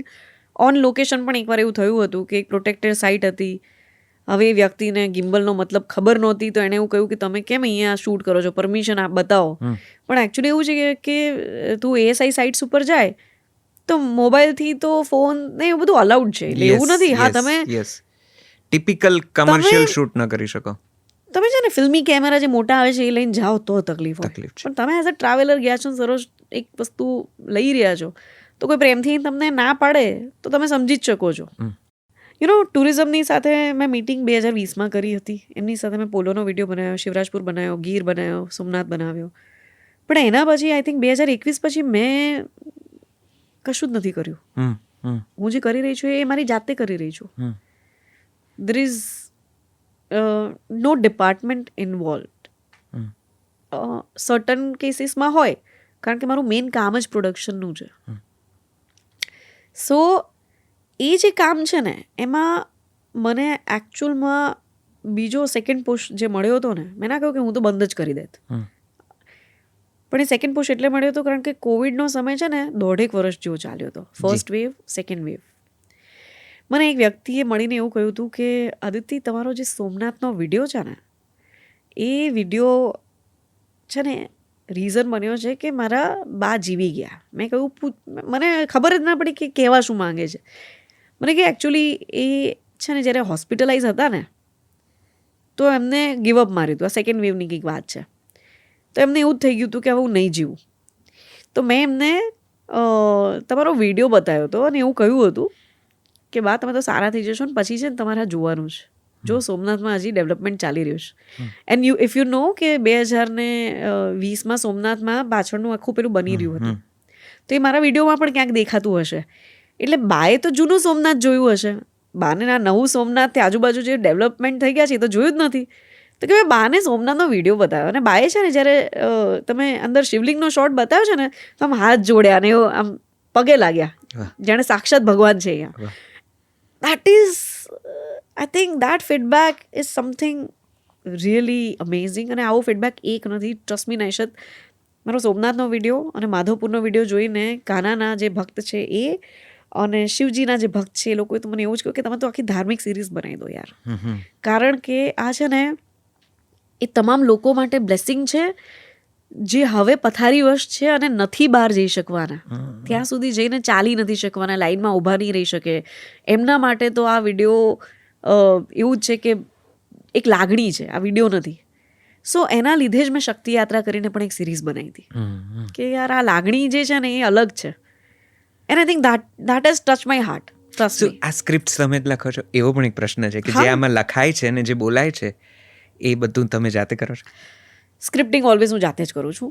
અને જ્યારે પણ કંઈક એવું છે જે ધર્મની સાથે જોડાયેલું છે, કંઈક એવું છે જે હિસ્ટ્રીની સાથે જોડાયેલું છે, કંઈક એવું છે જે સાહિત્ય સાથે જોડાયેલું છે, તો હું તને પૂછી લઉં છું. હું મારો જો એક મિત્ર છે પલાશ, એને પણ પૂછી લઉં છું.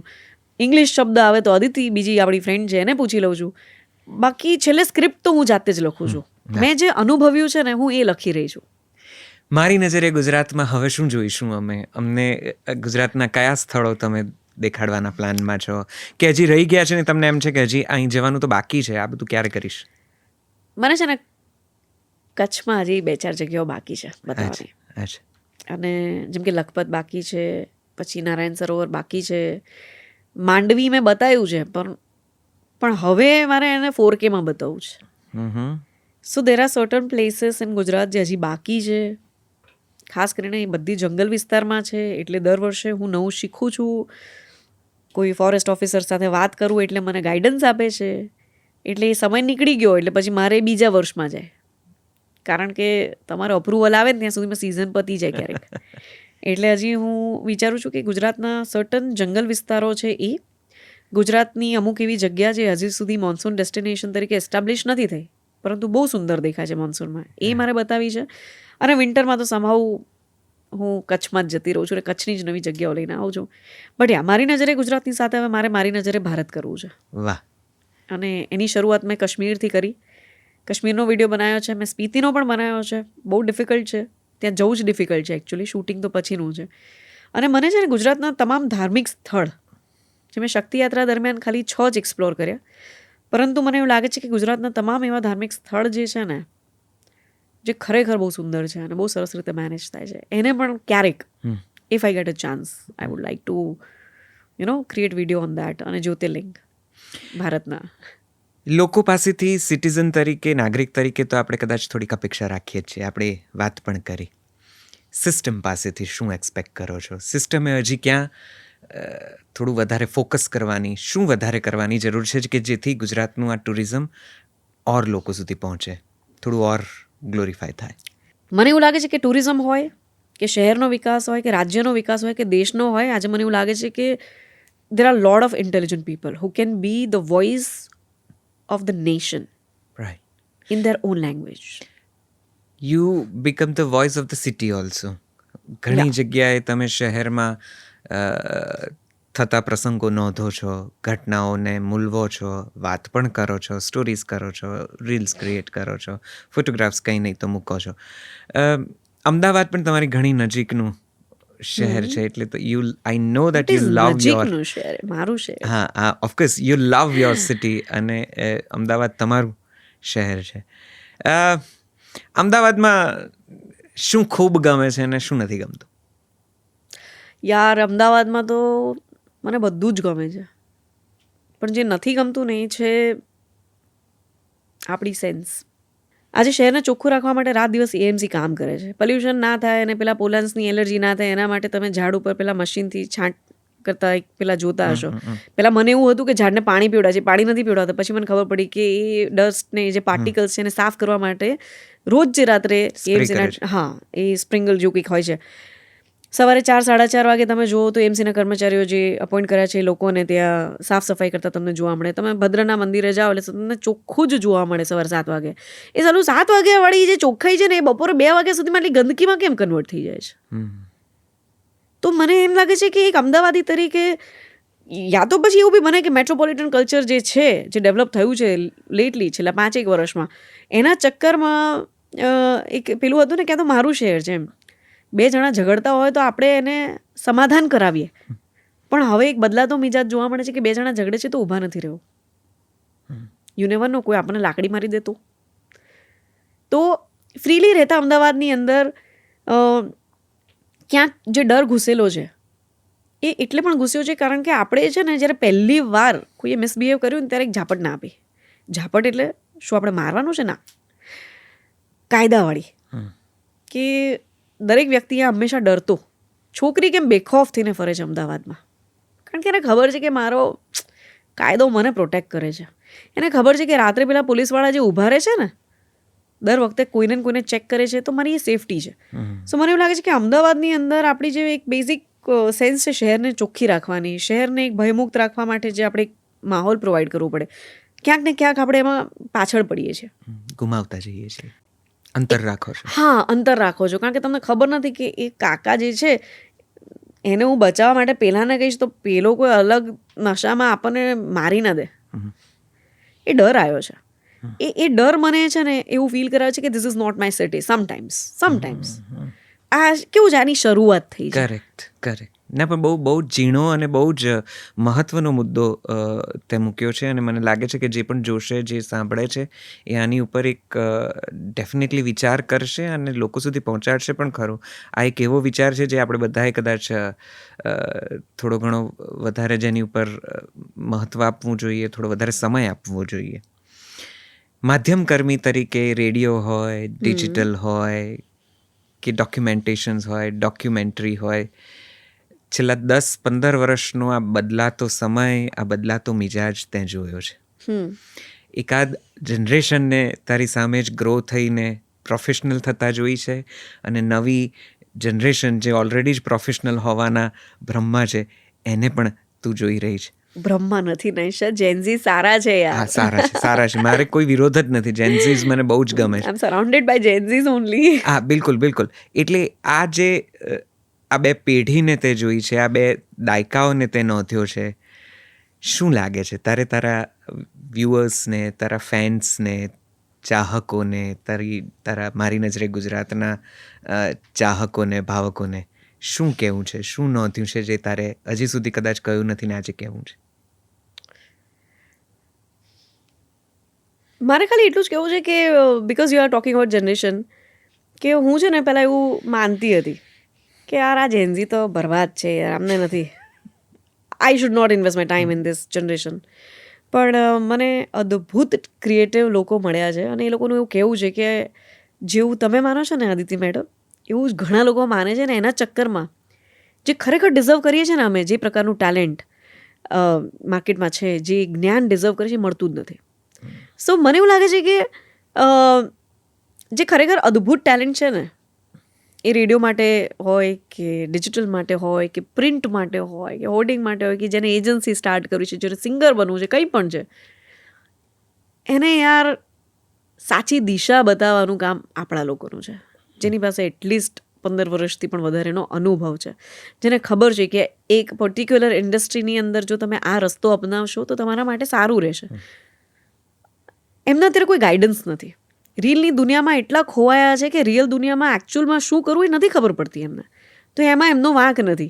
પહેલાં મને મિઝરેબલ લાગતા હતા એ લોકો, પણ પછી જ્યારે એમની સાથે તમે વાત કરો ને એટલે ખબર પડે કે યાર જ્યારે તમે ગાઈડન્સ જ કોઈ જાતનું આપ્યું નથી, તમે એની પાસેથી એવી અપેક્ષા ના રાખી શકો કે એ પ્રોફેશનલ થાય.